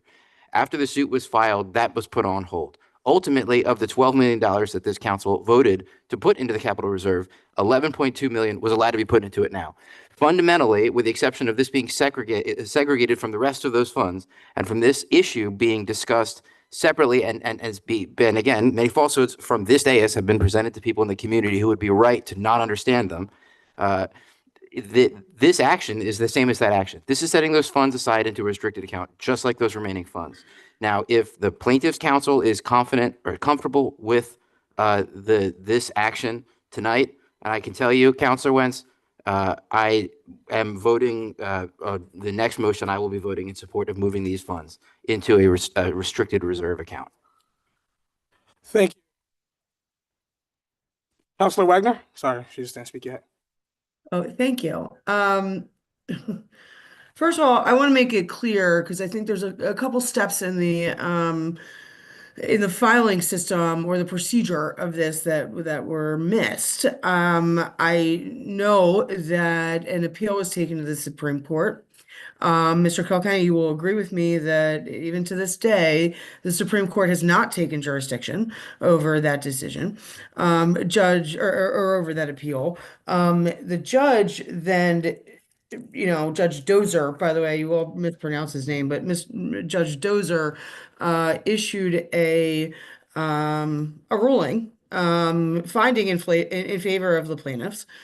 You then actually filed a supplemental to that appeal. And what I do believe is that the court acknowledged that they received it, but also said it was filed improperly, but yet still hasn't taken any jurisdiction over that. I also completely disagree that the plaintiff's attorneys are in agreement with this. I've actually been told quite the opposite. And I think both this ordinance and the next one that you're going to try and pass, and you will pass because you have all these people who just vote blindly and do whatever you want, is completely incorrect and completely illegal and against Judge Dozer's Judge Dozer's order. And I don't want to hear we just haven't done it yet. We haven't withdrawn it yet. Well, no, just do it. There's no reason not to withdraw it if you're going to honestly sit up there and say that you're going to comply with what the judge said, then you withdraw it. And if you want to say that you now are going to, respect what he said and go along with it, then you withdraw it. You don't continue with this and you don't continue with this banter. And I honestly have to say that I don't see why you can't just put it in the fund as the judge asked and not put it into lost revenue. That's ridiculous. And give it to the Arts and Education Foundation so we can go forward and start on this journey. Thank you, Councilor Wagner. Councilor Brandis, would you like to add any comments before I go back to I actually have a question on this for CAO Jones, because I had done my due diligence and I called the U.S. Department of Treasury and I talked to somebody regarding the municipal ARPA funds, and this was back in, I believe, September, when I talked to somebody there. So I know the judge is saying that the funds are encumbered for the U of Arts Foundation. My question is, even though he's saying that they're encumbered, were there actually contracts? Was the money actually contracted out? Did they have anything formally that they could show you that this money was going for this part of the allocation? This money was going part of, machines or equipment that we need, or it's been contracted out to extend the building, like whatever it was. Were there any plans that already showed that that money was going to be expensed out? No plans and no agreement. Okay, so, but from my understanding from talking to the U.S. Treasury Department, that's what is needed to make sure that they're encumbered. So if they didn't have that, even though the judge said we did, and I respect the judge's opinion, but even though they didn't have that set in line, that would still, if we did not put this into a restricted fund, it would allow the federal government to take those funds back and we would lose it. Are we ignoring the lease that was in place? Are we ignoring Councilor that? Wagner, Councilor Brandis has the floor. No one interrupted. I'm just asking a question. I just want clarification. That's all I want. The question's for CAO Jones. Sorry, you said you didn't hear the question. Was that for me? Yes, that was for you. I haven't seen a lease. I didn't ask about the lease. I was just asking if we don't move these things into the restricted fund because of the timing, would the federal government be able to take that money back because there are no contracts for the work or whatever they wanted to do to extend the U of Arts Foundation? I mean, I am all about the arts. I mean, hell, when I went to college, I was first a music major, so I know how important it is for kids to have this program. But I just want to make sure that we are within the federal guidelines of the ARPA funding. I truly believe they would. I mean, I think part of the issue is I don't think the township has given anybody just money without going through a process to monitor that money and how it's spent. And to my understanding, Judge Dozier's response to our inquiries about that was follow the procedure that you utilize before. And so with everybody, the intent for me is that ultimately there's an agreement, but there's also monitoring. At the end of the day, the goal is to make sure that we don't get on the hook at some point for some audit of ARPA funds that says you didn't follow the compliance regulations, and therefore, even though you've given the money out, you still owe us $800,000 because you didn't follow the compliance procedures. So our ask of UHY was, one, should we follow those procedures, and two, are we required to make sure that we're monitoring to make sure that the money is spent according to how they proposed to spend it once we get all of the details, and that's it. So Yeah, because I do understand that there were other people, I mean, and they had to put forth a lot of plans. I mean, I saw ARPA funds going out at all different levels for a while. So I know that people had to come with specific plans, tell you what the money's going for, have all that accounting done, you know, have their procurement or whoever they're contracting out. So I get that part. I just want to make sure that, you know, even though the judge made his decision and we're going to follow the guidelines of his decision, we also want to make sure that we're following the federal guidelines regarding the ARPA funding, because if that funding has to get thrown back to the federal government because we didn't follow their guidelines, well, you know, that's a hefty price right there. Thank you, Councilor Brandis. Your Sure, time is thank up. you. Thank you, I appreciate you. I just want to say I plan on supporting these ordinances. I just want to remind my colleagues that just because someone doesn't vote the way you do doesn't mean they're voting blindly, right? Like, I was on council as a seasoned council member where no person of color was on any major committee, and I never listen to the groans. Listen to who's groaning. I never shared with council. I've never shared with other council members that they were voting blindly or not sticking up for anyone. So I think we should all respect each other's vote and let people vote the way they want. Just because you don't agree with them doesn't mean they're voting blindly. That's all. Councilor Andrusko. Yeah, CA Jones, I believe you just answered my question a little bit with what you're saying, but there's no order from the judge saying that the full $800,000 must be provided to the Arts and Education Foundation. no. I just lost my train of thought. You're saying there's a lump sum? I'm just saying in general, once it's moved into the restricted fund, are we required to give them that full 800,000, or if we evaluate their? No, it's for the 800,000. Yeah. But I'm saying, are we required to give them that full amount? Like, if you review their application and deem they're only worthy for $500,000, can you do that? Yeah, if I reviewed the application, we would still go through the process. Like, it's usually a reimbursement for expenses process. That's how it typically works. They would submit their invoices for whatever expenses.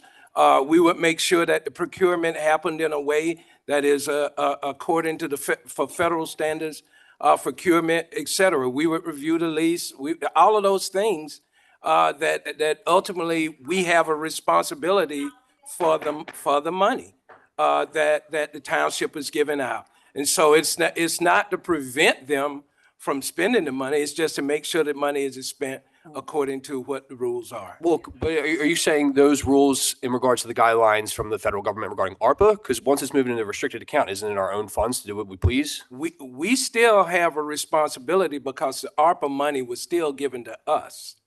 Okay, and whether we convert it to revenue replacement or not, we still had ARPA money given to us, and we still have to report out how that money was spent, whether it's revenue replacement or not.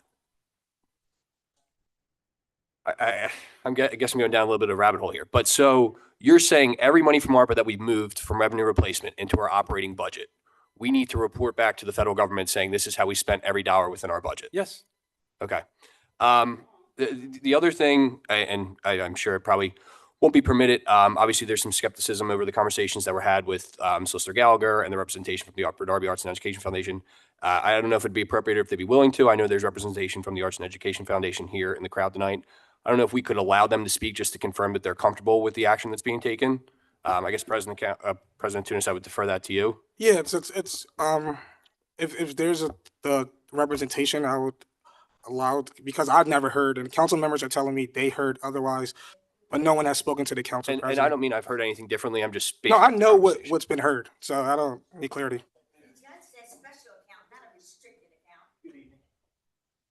Good evening. Can you hear me? All right. Thank you for the opportunity to speak. I appreciate it. This has obviously been an ongoing conversation since well before I was in my role, and I think there's been a lot of peaks and valleys to the conversation along the way. Our ultimate goal on behalf of the foundation is to serve the community and serve the kids through arts and education. And this project will enable us to do that at an exponentially greater level than we've been able to over the past 5 decades. It's only going to amplify, enhance, and accelerate our ability to fulfill our mission to the community. On a personal note, as someone who grew up here, I'm baffled at the debate and the hemming and hawing about the commitment to this project. I've heard no good justification for why this wouldn't remain unanimous. I have heard no good justification as to why the plethora of materials that we submitted to the township office through several in-person meetings have not even all been clicked to this date. We have trackers on some of those materials, and not all of them have been reviewed. And so, and I'll get to my point, I promise. I just want to just the question that Councilor Andrusko stated. I just want to make sure everyone hears if you guys were okay with the judge. I will get there, I promise. I will get there concisely, I promise. I know it's late. We have submitted round after round after round of the documents in good faith, in continued good faith. We've received very little to no response from the township administration, Mr. Jones. When the judge received a list in our latest submission of 13 bullet points of concerns with our application, even though it wasn't an application, it was a business proposal on a grant that was already awarded unanimously. We responded to those 13 points and got zero recognition of our responses. So everything that you're hearing about the validity of the project, the capability of the organization to deliver on this project, and the integrity with which this project will be implemented is completely unfounded. We are capable. We have a 50-year history of doing this at a high level, and we have very good people who will implement it. And I will be damned if my community that I grew up in and I've come back to is going to be disserviced by such a poor debate, an unjust, unworthy debate. So I say that with all the respect in the world for everybody up here. Let's get this done. Remove the appeal yesterday. Move on. We want to work together. I don't understand, and I wish I could. So, Mr. Jones, maybe at some point you'll review the materials that we sent to you to be able to speak to them with some authority. We wish you would do that. With all that said, I did get a text from our lawyer just a few minutes ago, and I said to him, the mayor just said the lawyers on the other side are happy and accepting of the language of the ordinance. Is this true, Brian? And I'm going to quote him. I hope he doesn't mind. So the ordinance language is correct, but the titles are incorrect. It is not exactly the changes I sent, but I don't understand why they did not update the titles. I'm going to reach out to Jim in the morning and straighten that out. Short answer, they're not total liars, but they are drawing in the margins a bit. I then said, got it. Should we be concerned that they passed the first and not the second ordinance? He said, yes. Your mic is breaking up a little bit. I want to hear what you're saying. Let's back up just a touch from the microphone. Back up from the mic. He said, I said, got it. Should we be concerned that they passed the first and not the second ordinance? He said, yes, they must pass both. I may need to call the judge in the morning. So if that gives any context, it's a text from 5 minutes ago from the lawyer that you just spoke for. Thank you. We appreciate you. I'm so upset that this is the tenor of this conversation because we're trying to put good things into our community. And I hope, I plead that we can move forward together. Thank you. Thank you. So because everyone is stating a lot of I don't trust, which personally I don't really care about you trusting me, but is council okay if we voted both the ordinances together? Like, would that be sufficient? No, I think they should be tabled. Okay, so Please, I'm sorry, Counselor Wagner, you have opposition to that? I think these are in violation of the judge's order. They're inappropriate to be voting on right now. Okay, thank you for your comments, Counselor Wagner. Counselor Wentz? So I agree with Counselor Wagner. I'm concerned. So Justin, just from the Arts and Education Fund, I'm sorry, I don't remember your last name. So I apologize for that. But you said that there were titles that were wrong. So if council approves this, they can't amend it without going through a new ordinance process. So what titles would need to be changed on this ordinance in order for it to be valid for what you all had sent in? So I'm not, okay. They With all haven't. due respect, these are text messages that I trust that this is your attorney. Right now in front of us, we have the two ordinances that I think we're all in agreement on to move forward. CAO Jones, Mr. Gallagher. Just said there's mistakes. I have the floor. Sorry, Mr. Gallagher, CAO Jones. You gave it to me, and then you took it back without me being finished. I actually had the floor. You gave me the mic. Please, you gave me the mic, and you cut me off. I did give it back. You did. You did actually do that. And I did not start the President time. Tudis, can I say something that I think may solve this? I really Counselor think. Wagner, if you guys can just give me 1 second, please. Okay? Yeah, I'm going to okay. give Counselor Wentz her 5 minutes. If you can just stop it. Solicitor Gallagher, CAO Jones, right? There's a question about the title. Is there any insight you can give us regarding the title? I believe so. And just, this is going back and forth with Mr. Weinhauser and myself. Reviewing ordinance number 3163, there's a reference to unencumbered that I would recommend removing that from the title. So that would be repealing ordinance 3141 in the entirety and providing for the transfer of unencumbered ARPA supplemental appropriation funds. I would recommend amending it to remove unencumbered. I believe that should be the language that Mr. Weinhauser would have an objection to. That was something that we were discussing in the body of the ordinances when we were cooperating to work towards a draft. So I think that would be the language that he would object to. Okay, and can you just give me a thumbs up if that's what he said, and I'll go to other members. Counselor Wagner? I'm sorry, I apologize. Counselor Wentz did have the floor. I'm sorry. That's true. Yeah, she did have. Kate, could you please reset Counselor Wentz's time to 5 minutes? Oh, okay, thank you. So you're saying that there's a paragraph in the whereases that you want to change unencumbered to encumbered? No, that should have already been. So you're saying in the addressed. therefores, No, in the title in the title itself? of ordinance number 3163. There's a reference to 63, the I'm word looking for it. unencumbered. I would advise removing that, and that would be the amendment. Transfer encumbered. I mean, it could just be transfer of ARPA supplemental appropriations. Okay.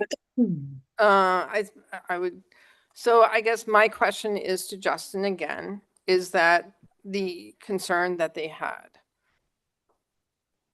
The unencumbered versus encumbered, or just removing the whole word unencumbered?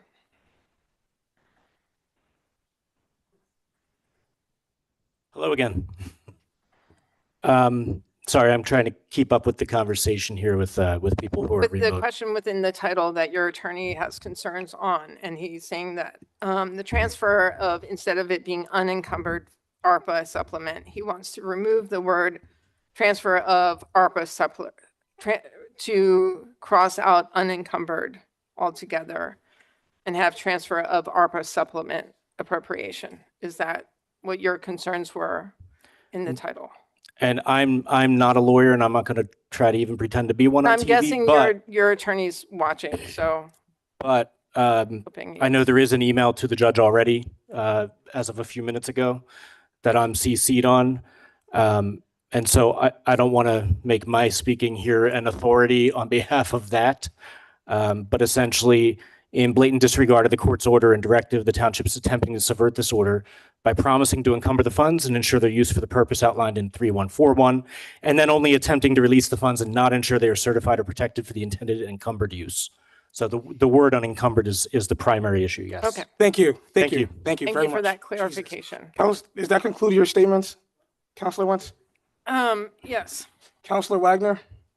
Yeah, just give me a minute. I'm just pulling up the judge's order now, which I think is in complete, no, you're acting in complete disregard for what the judge's order is. And it's so late and you've put way too many ordinances on here tonight that it's going to take so much time. But what you're doing right now is in complete and total, you're offending the court at this point. And you're trying to also decide what the court is saying on the fly. You're doing this on the fly, and this is completely incorrect. And frankly, Mayor Brown and frickin' Mr. Gallagher have both sat here and said that, oh, this is in agreement with what the plaintiff's lawyers say. And now you just hear that is absolutely incorrect. And you're going to move forward with this. Again, I'm going to, reiterate, do you all like getting sued? Do you? Because this is what happens. You sit up there and you think that you know what you're doing and you're just going to do whatever you want and you're going to blindly listen to Mr. Kilkenny. And what happens? You get sued and then the court tells you that you're incorrect. This is in complete violation of the judge's order, and this should not be addressed tonight. It should not, especially because you've now heard that what was said, that the plaintiff's attorneys were in, and by the way, you called them our attorneys. They're not. I find myself to be unrepresented in this case completely, because Mr. Kilkenny certainly doesn't represent me, nor does Mr. Gallagher. And the plaintiff's attorneys don't either. But I can tell you that what you're doing is in complete violation of the judge's order, and I like to uphold the law and abide by the law. You can't do this tonight. You can't. You need to move it to next week. This is in complete violation of what the judge said. It needs to be moved to next week. Councilwoman Wagner, I just want to reply to one thing you said since you mentioned me. I repeated what I was told in executive session verbatim. That's So, fine, Mr. Brown. I'm not suggesting you're the problem. You were told that because you're following the advice of what you believe is your attorney. So that's fine, and I'm not blaming you for that. I am certainly not. I am blaming the people who were in that meeting and who, frankly, Mayor, I am not suggesting you were the problem. You and I have talked about this before.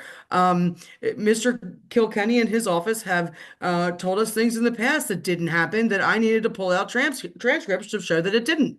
Mr. Brown, this is not you, Mayor. I'm sorry, Mayor, it's not you. This is Mr. Kilkenny and his office. Thank you, Counselor Wagner. So just to clarify with council members, is everyone okay voting to introduce and advertise ordinance number 3163 and 3179 with the... I'd like to amend my motion to include introducing and advertising both ordinance number 3163 and 3179, noting the amendment to remove the word unencumbered in the title of ordinance number 3163. There's a motion on the floor. Is there a second? Second. Okay. We've had a pretty lengthy discussion on this. Councilor Billups, can you take a roll call vote to introduce and advertise ordinance number 3163 and 3179?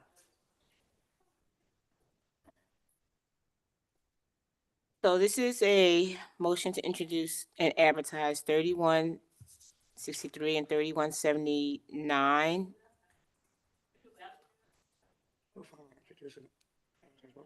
As amended. With the unencumbered. With the word unencumbered removed.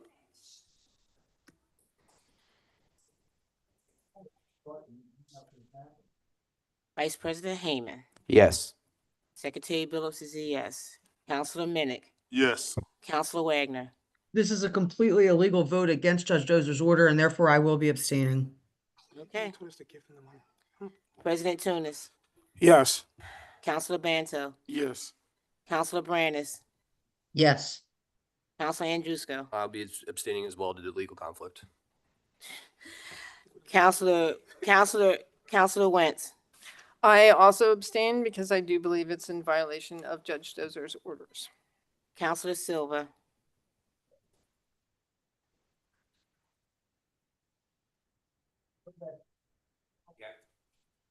I'm going to abstain as well.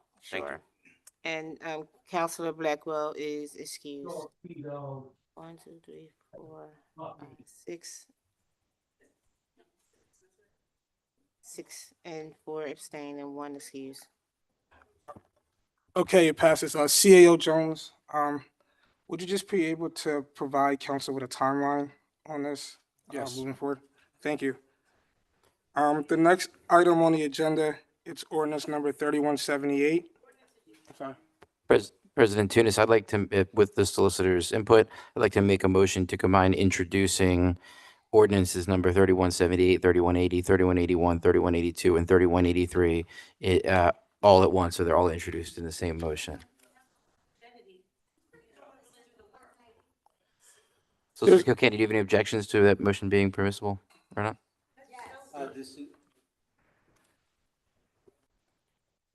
This is just for introduction of the ordinances? Yes, not just for for passing introduction. The ordinances? Correct. Which could have separate hearings if possible? Yes. For introductions? Yes. Yes, this is just for introduction. Can you just restate the ordinance for us one more time? Yes, I'd like to make a motion to introduce and advertise ordinance number 3173, 3180, 3181, 3182, and 3183. Do I have a second? Is there a second on that motion? Second.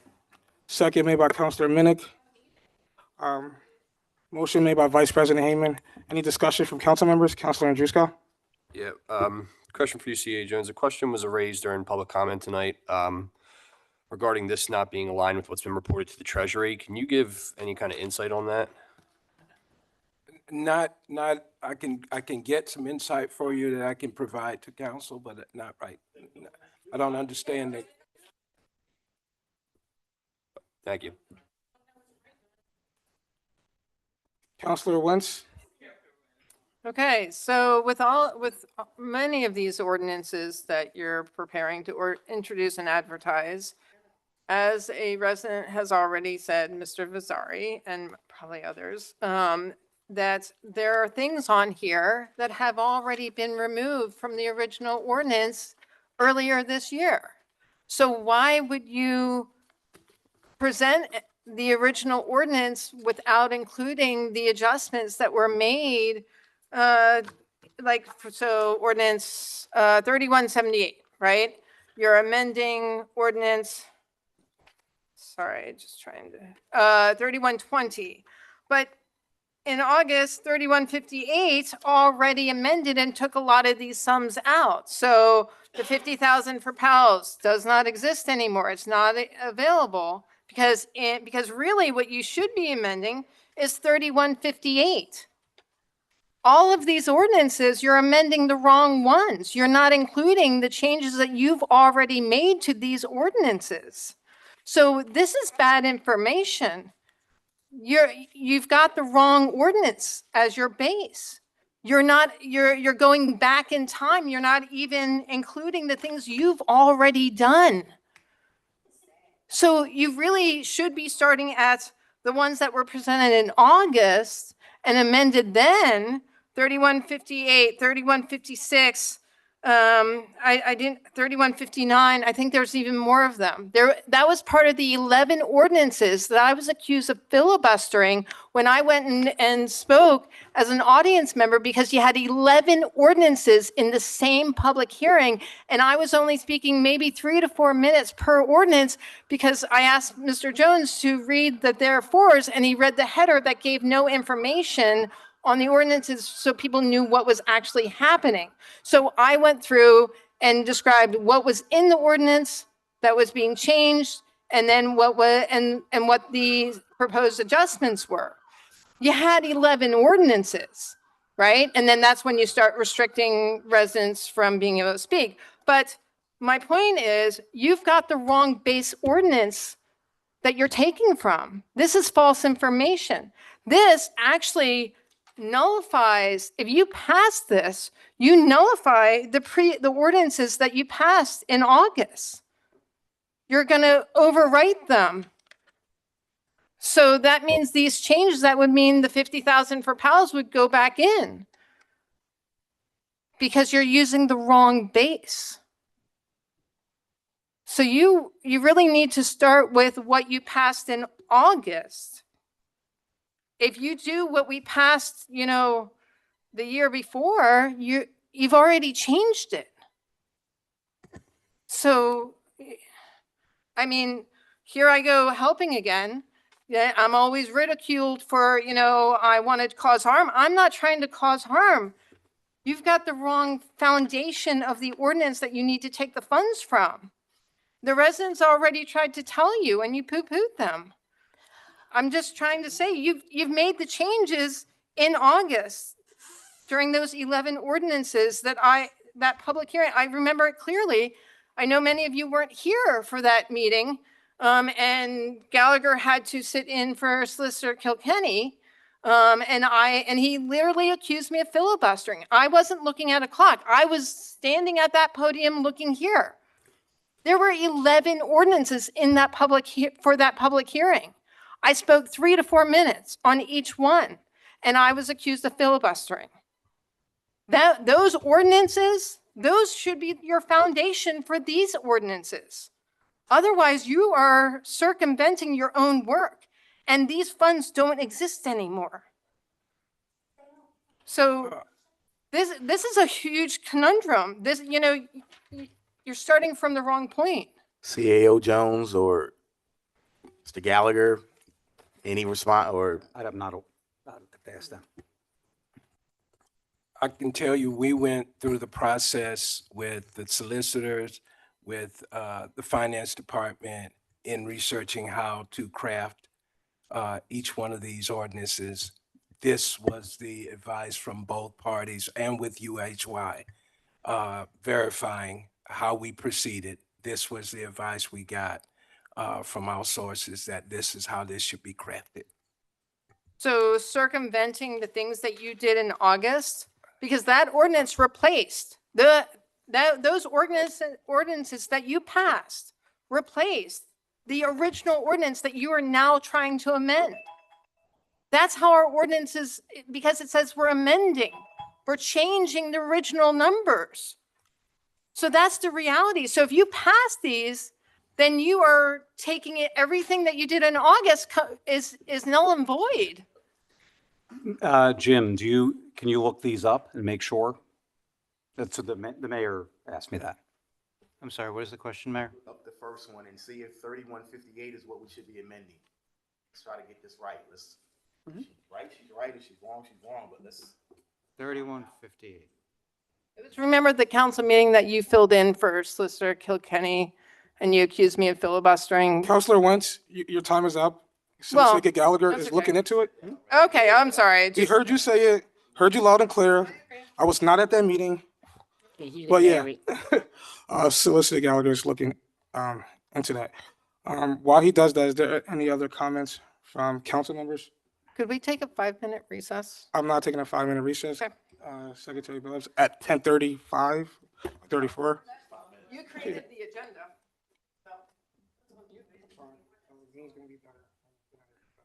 All right, 31. Yeah, next year.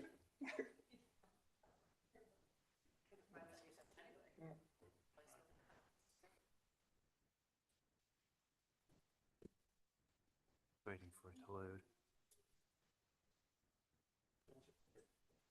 All right. Yep.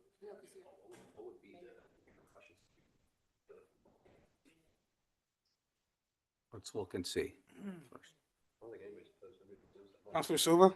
Yeah, I just have a question. So in the original ordinance 3120, it looks like we authorized the purchase of new police vehicles and also authorized sewer improvements. Is that accurate, that would have been under the same ordinance? I thought there was a separate authorization, for police vehicles and sewer repairs. That is accurate? Okay.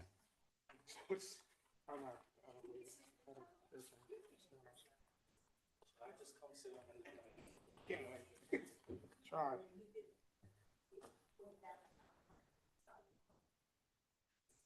So what are we saying? That's the problem. 3122. Okay,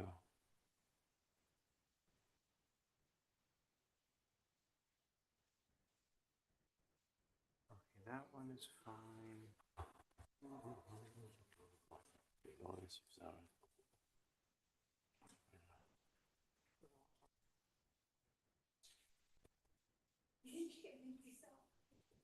That one's fine.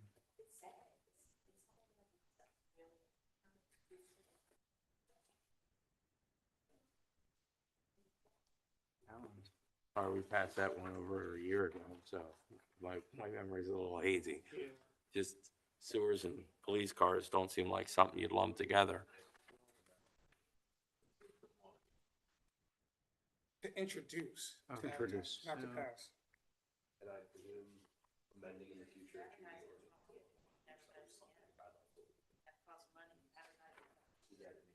We got to make sure we get this right. Yes. Transfer allocation, settlement provision. Wait a minute.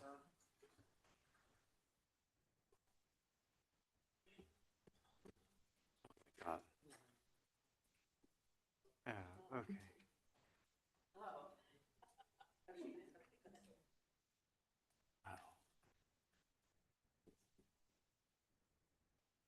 All right, I see what they're saying. All right.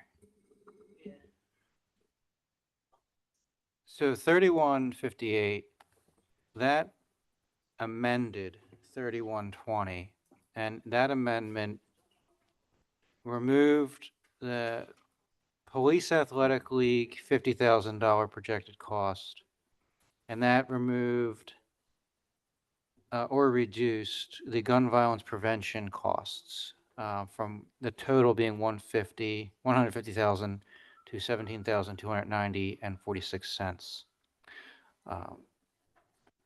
Ordinance number 3178 will further amend ordinance 3120. It will not impact those amendments. It will make further amendments to other aspects of 3120.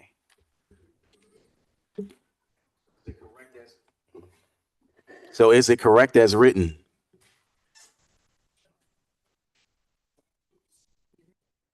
Should we be voting on it? Yes or no? There's no reason why you can't. I mean, 3120 is still in effect. It's just that the parts that were amended by 3158 aren't. CEO Jones, are you comfortable with his explanation? You have funds on it that have already been taken away. You expended 1.2 1 second, Mr. Passari, CEO Jones, and can you just kind of give the administration's position? A lot of people are talking at one time. I honestly would suggest that we have a moment to take a break and let's have a conversation. Okay, so Councilor Wentz is on the road today. 5-minute recess.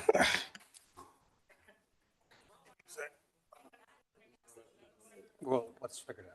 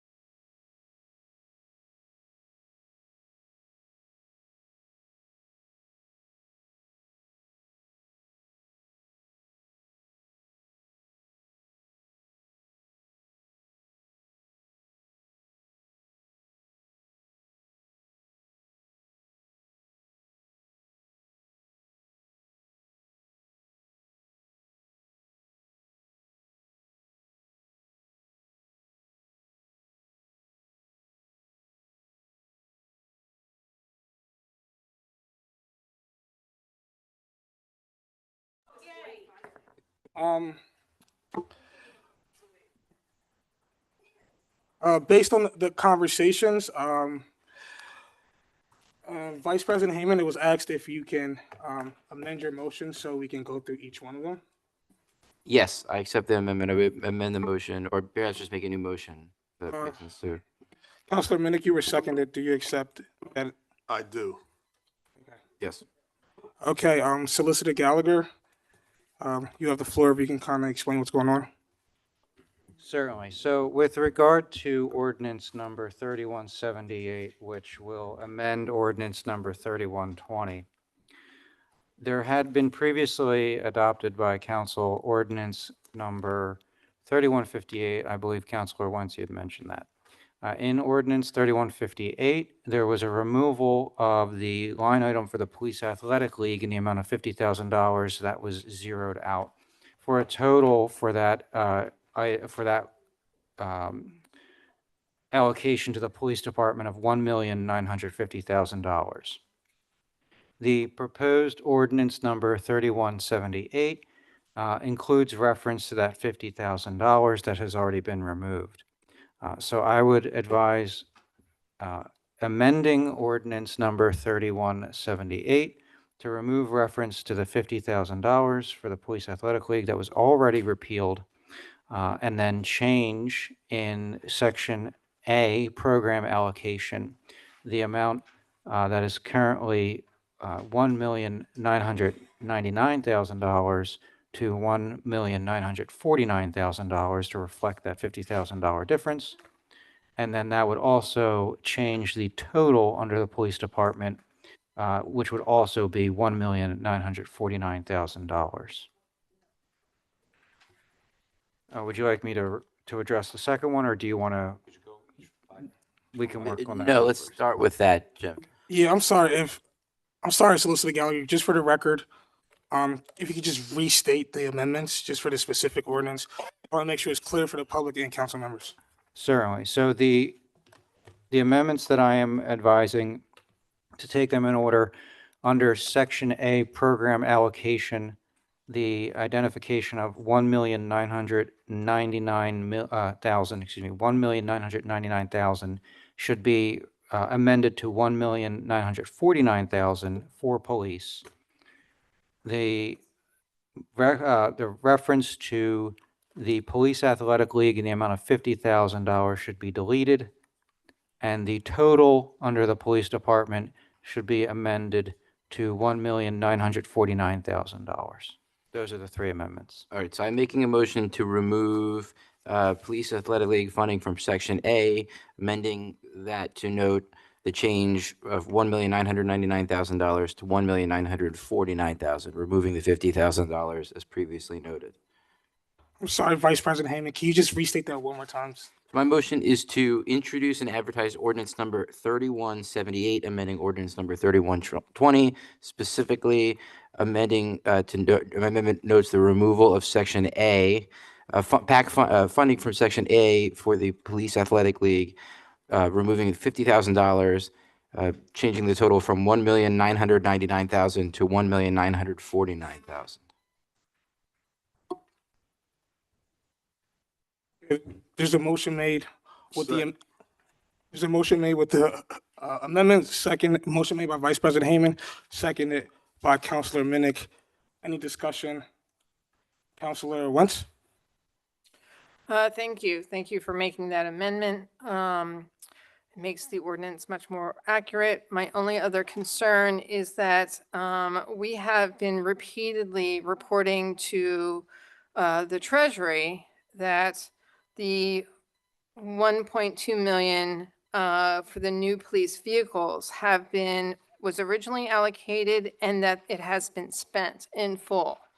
So if we've reported to the Treasury that 1.2 million had been spent, how can we get $1,000 from that 1.2 million in this ordinance if we've already reported to the Treasury that it is spent? Where's this information regarding the reporting? It's actually in the Treasury reporting. No, I'm saying that's what you're referencing the Treasury report? Yes. Okay. I don't want to speak to that, and I don't know that specifically, but I assume CA Jones, there's probably an opportunity to perhaps amend that to the Treasury and clarify anything with them. We'll definitely look and see if we need to amend it. We'll definitely do It's that. been reported that way for at least I'm a saying year. if we need to report it to the Treasury, that is different, but I'll get with staff to make sure we check that to see if we need to. Okay, make I it. just, I mean, they've been getting those numbers for a year now that it had been spent at 1.2 million. Understood, So that's really concerning. understood. Thank you. Thank you. If there are no further comments on concern, is there a motion? I mean, there's a motion on the floor. Can we have a roll call vote to introduce and advertise 3178 with the amendments that Vice President Hayman stated? Doesn't make the grand total has to change too. Yes, I noted the I grand mean, total. the Sorry. total on the second page. Yeah, didn't you reference that, Vice Yes. President Hayman? Can you please just repeat that? They would change the grand total from the 1,999,000 to 1,949,000, removing the Yes. $50,000. But there's the grand total on the second page under flood mitigation. Or is that only for flood mitigation and doesn't include the grand total for the whole thing? No, that's only for flood mitigation. It's not the grand total of all of them. Okay, so there is no placement of the grand total. Okay, thank you. I just needed to clarify. That's sufficient. Okay, Councilor, Secretary Billups, can you please have a roll call vote? Yes, so this is a roll call vote for ordinance number 31778 with the amendments. Vice President Hayman, Yes. Secretary Billups is a yes. Counselor Minnick, Yes. Counselor Wagner, No. President Tunis, Yes. Counselor Banto, Yes. Counselor Brandis, Yes. Counselor Andrusco, Yes. Counselor Wentz, No. Counselor Silva, No. and Counselor Blackwell is excused. Yes. It passes. The next item on the agenda is ordinance number 3180. Solicitor Gallagher.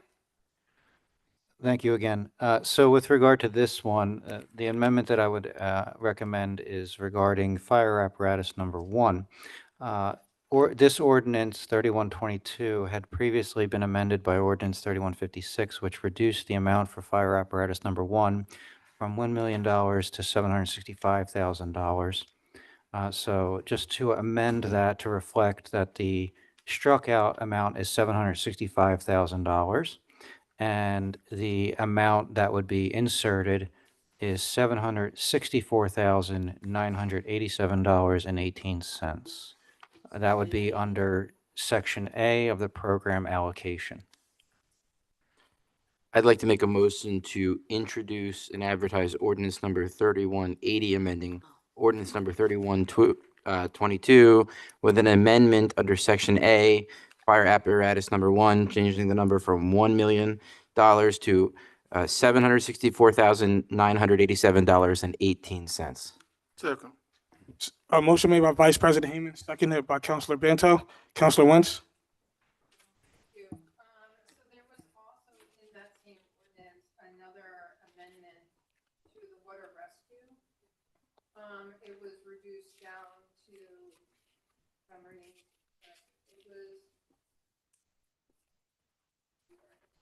reduced down to. My bad. All right, so in the same ordinance of 3180, water rescue was also reduced. Okay, wait. By $49.70. Which takes the number, sorry, my bad, just trying to read this, which takes the number to, to 249,950. Right? 950 instead of 988.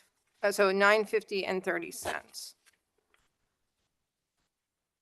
is where it had been reduced down to, is my understanding. So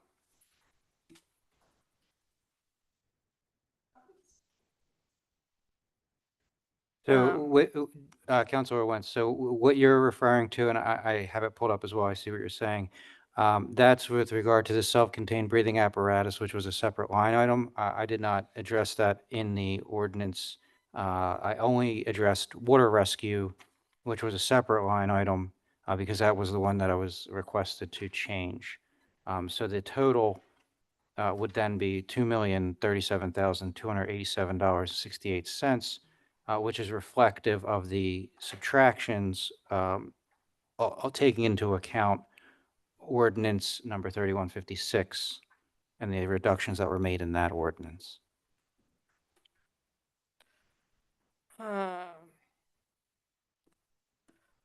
so in water rescue, the original total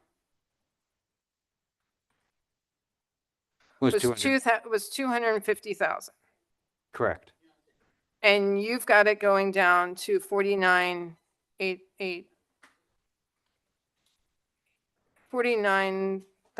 49,988 and 14 cents.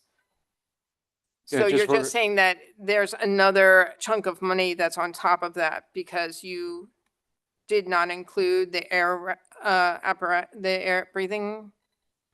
Correct. I only included those provisions that were being amended. I didn't include everything. It's very confusing. Okay.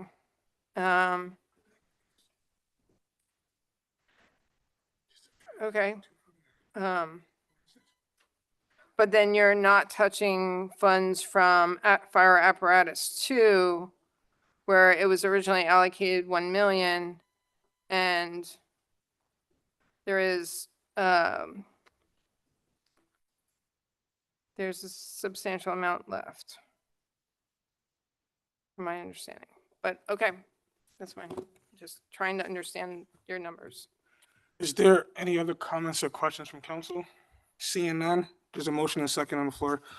Secretary Billups, can we just have a roll call vote to introduce and advertise ordinance number 3180 with the amendments?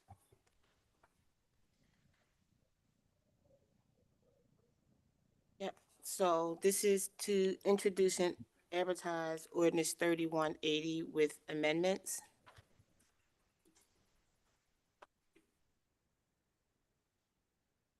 With the correct amounts. Vice President Hayman, Yes. Councilor Billups is a yes. Councilor Minnick, Yes. Councilor Wagner, No. President Tunis, Yes. Councilor Banto, Yes. Councilor Brandis, Yes. Councilor Andrusco, Yes. Councilor Wentz, No. Councilor Silva, No. and Councilor Blackwell is excused. Passes. Yep. The next item on the agenda is ordinance number 3181. Solicitor Gallagher. Is there any amendments on this one? No. Okay, I'd like to make a motion to introduce and advertise ordinance number 3181, amending ordinance number 3137. okay, Second. is there, motion made, is there seconded by Councilor Brandis? There's a motion and second on the floor. Is there any questions and comments from council? Councilor Wentz? Sorry. Okay.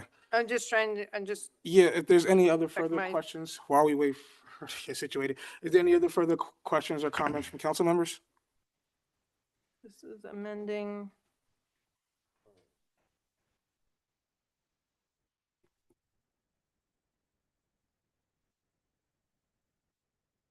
I have a question. Councilor Silva? Yeah, in section 1, wasn't 3137 also amended, so it was no longer 2.26 million, or? Are you asking because it's strike crossed out? I'm just asking for clarification, because I thought we did amend 3137. Solicitor Gallagher, could you just, I'm sorry, I can't hear you. 3181 amended it. 3181 is amending 3137, Councilor Silva. Oh, Okay. Does that make sense? Sorry, he had a question. I got you. Sorry. Does that make sense? Yeah, wasn't Okay, so this was the amended parks ordinance. There was an original parks ordinance. This is the amended one, and we're amending it again. Okay, Does that make sense? yeah, that makes Okay. sense. Counselor Wentz, But we did amend it in August. yeah, it's saying, But was it just Naylor's Run was not touched in that in that original ordinance? Oh, Dermont Yeah. but then, wait. So are we amending from Dermont? Are we like, where are we taking the money? Oh, we are taking from Dermont, but in the ordinance I guess 3159 was the ordinance, right? So, did it take funds from Dermont Field in 3159? I just want to make sure we're working from the the correct base number. Jim, do you have any?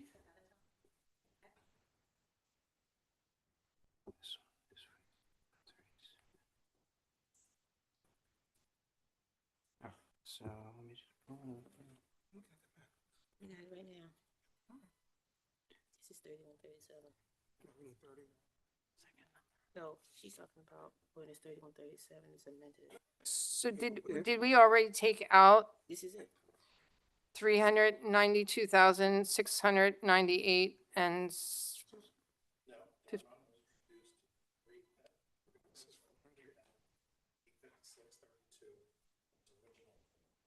yeah, which was on 31. Which is on 3137. 3137. Yeah. All right. I'm looking right at it. I'm looking right at it. Yeah, but it was 3159 that amended the park. The parks, yeah. Yeah, that's what I thought happened. Okay. Yeah. right, so. Just running the numbers. Wait a second. Yeah, just. Oh, okay, I'm sorry. Yeah, I yeah, thought you yeah. guys were. Just let him run the numbers real quick. Get it right. All right. So, How we transferred the 2024 budget. So the original 2.26 million of that, 1.88614368 was transferred to the 2024 budget as ARPA revenue replacement. I don't make this already. No for me.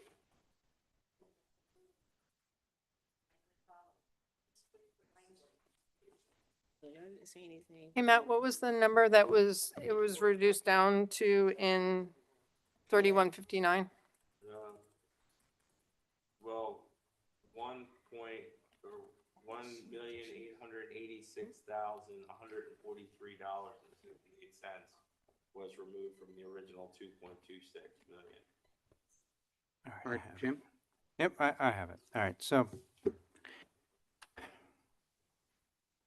the revisions should be under Section 1A, Program Allocation, the supplemental appropriation of $366,555.07, and the strikeout should be $373,856.32. Under subsection A, Dermond Field, B. the number should be $366,555.07 with a strikeout of $373,856.32. Can you repeat a little Yeah, slower? I was gonna Sorry, s- we're trying to write down your numbers and you're talking really fast. Yeah, if you can just concisely state the amendments Sure. In section. and section. Under Section 1, Section A, Program Allocation, the supplemental appropriation should be $366,555.07. and the strikeout should be changed to $373,856.32. All right, so I'm, 73,000 and what? $856 And 32 and cents. 32 cents. so I'm amending my motion to introduce and advertise ordinance number 3181. Amending ordinance number 3137. Amendment is for under section A, program allocation, the supplemental, supplemental should be $366,555.07. And strikeout should be on $373,856.32. Is that correct, Jim? Yes. Okay, that's the amendment to my motion. But can we get the specifics on the Dermont Field changes? That, No, that, he read it off. I wasn't writing fast He just enough. emphasized on the Dermont Field. they would be the same numbers. So when, Oh, it is the same. Okay. right, Okay. so Thank you. Just ordinance 31, ordinance number 3159 repealed everything but Dermond Field and reduced that number to the number that I had said is the strikeout, the 373 number. So that was all that was left in 3159. The amount in section 2 should not be changing. That should still be $7,301.25.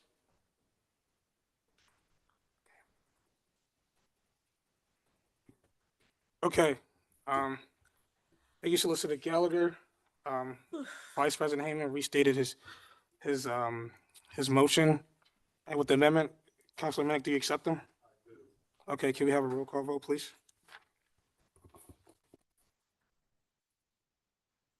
Sure. This is for 3181 with the amendments. Vice President Hayman, Yes. Secretary Billups is a yes. Councilor Minnick, Yes. Councilor Wagner. This is embarrassing. No, I'm a no. Okay. Okay. You know, they President got rid of the- Tunis, Yes.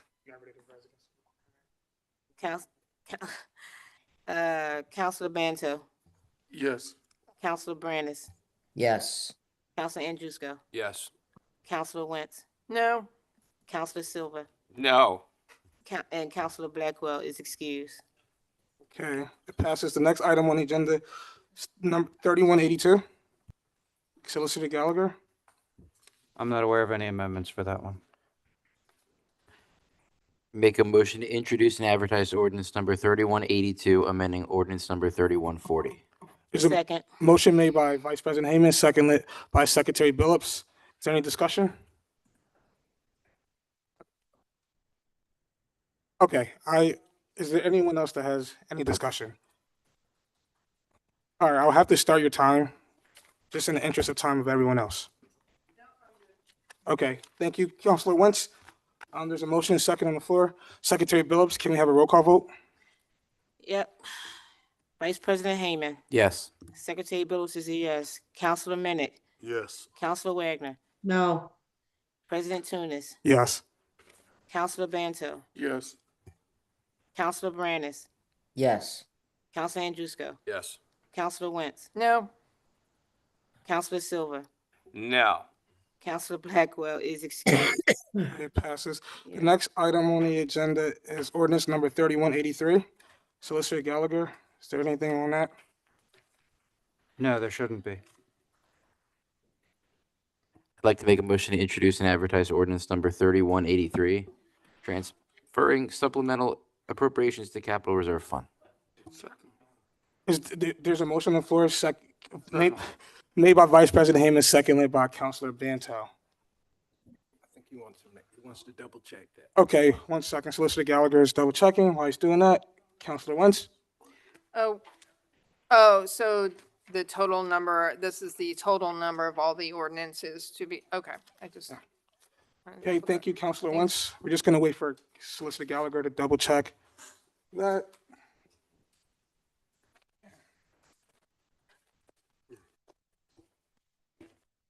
Actually, For next week. What? Yeah, I know. Say it again?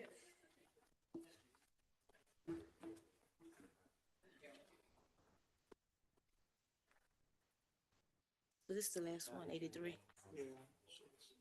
Mr. Gallagher, please clarify. No, there shouldn't be any amendments. That should be fine. Okay, so there's a motion and second on the floor. Can I have a roll call vote, please? Yes. Vice President Hayman? Yes. Secretary Billups is a yes. Counselor Minnick? Yes. Counselor Wagner? No. President Tunis? Yes. Counselor Banto? Counselor Brandes? Yes.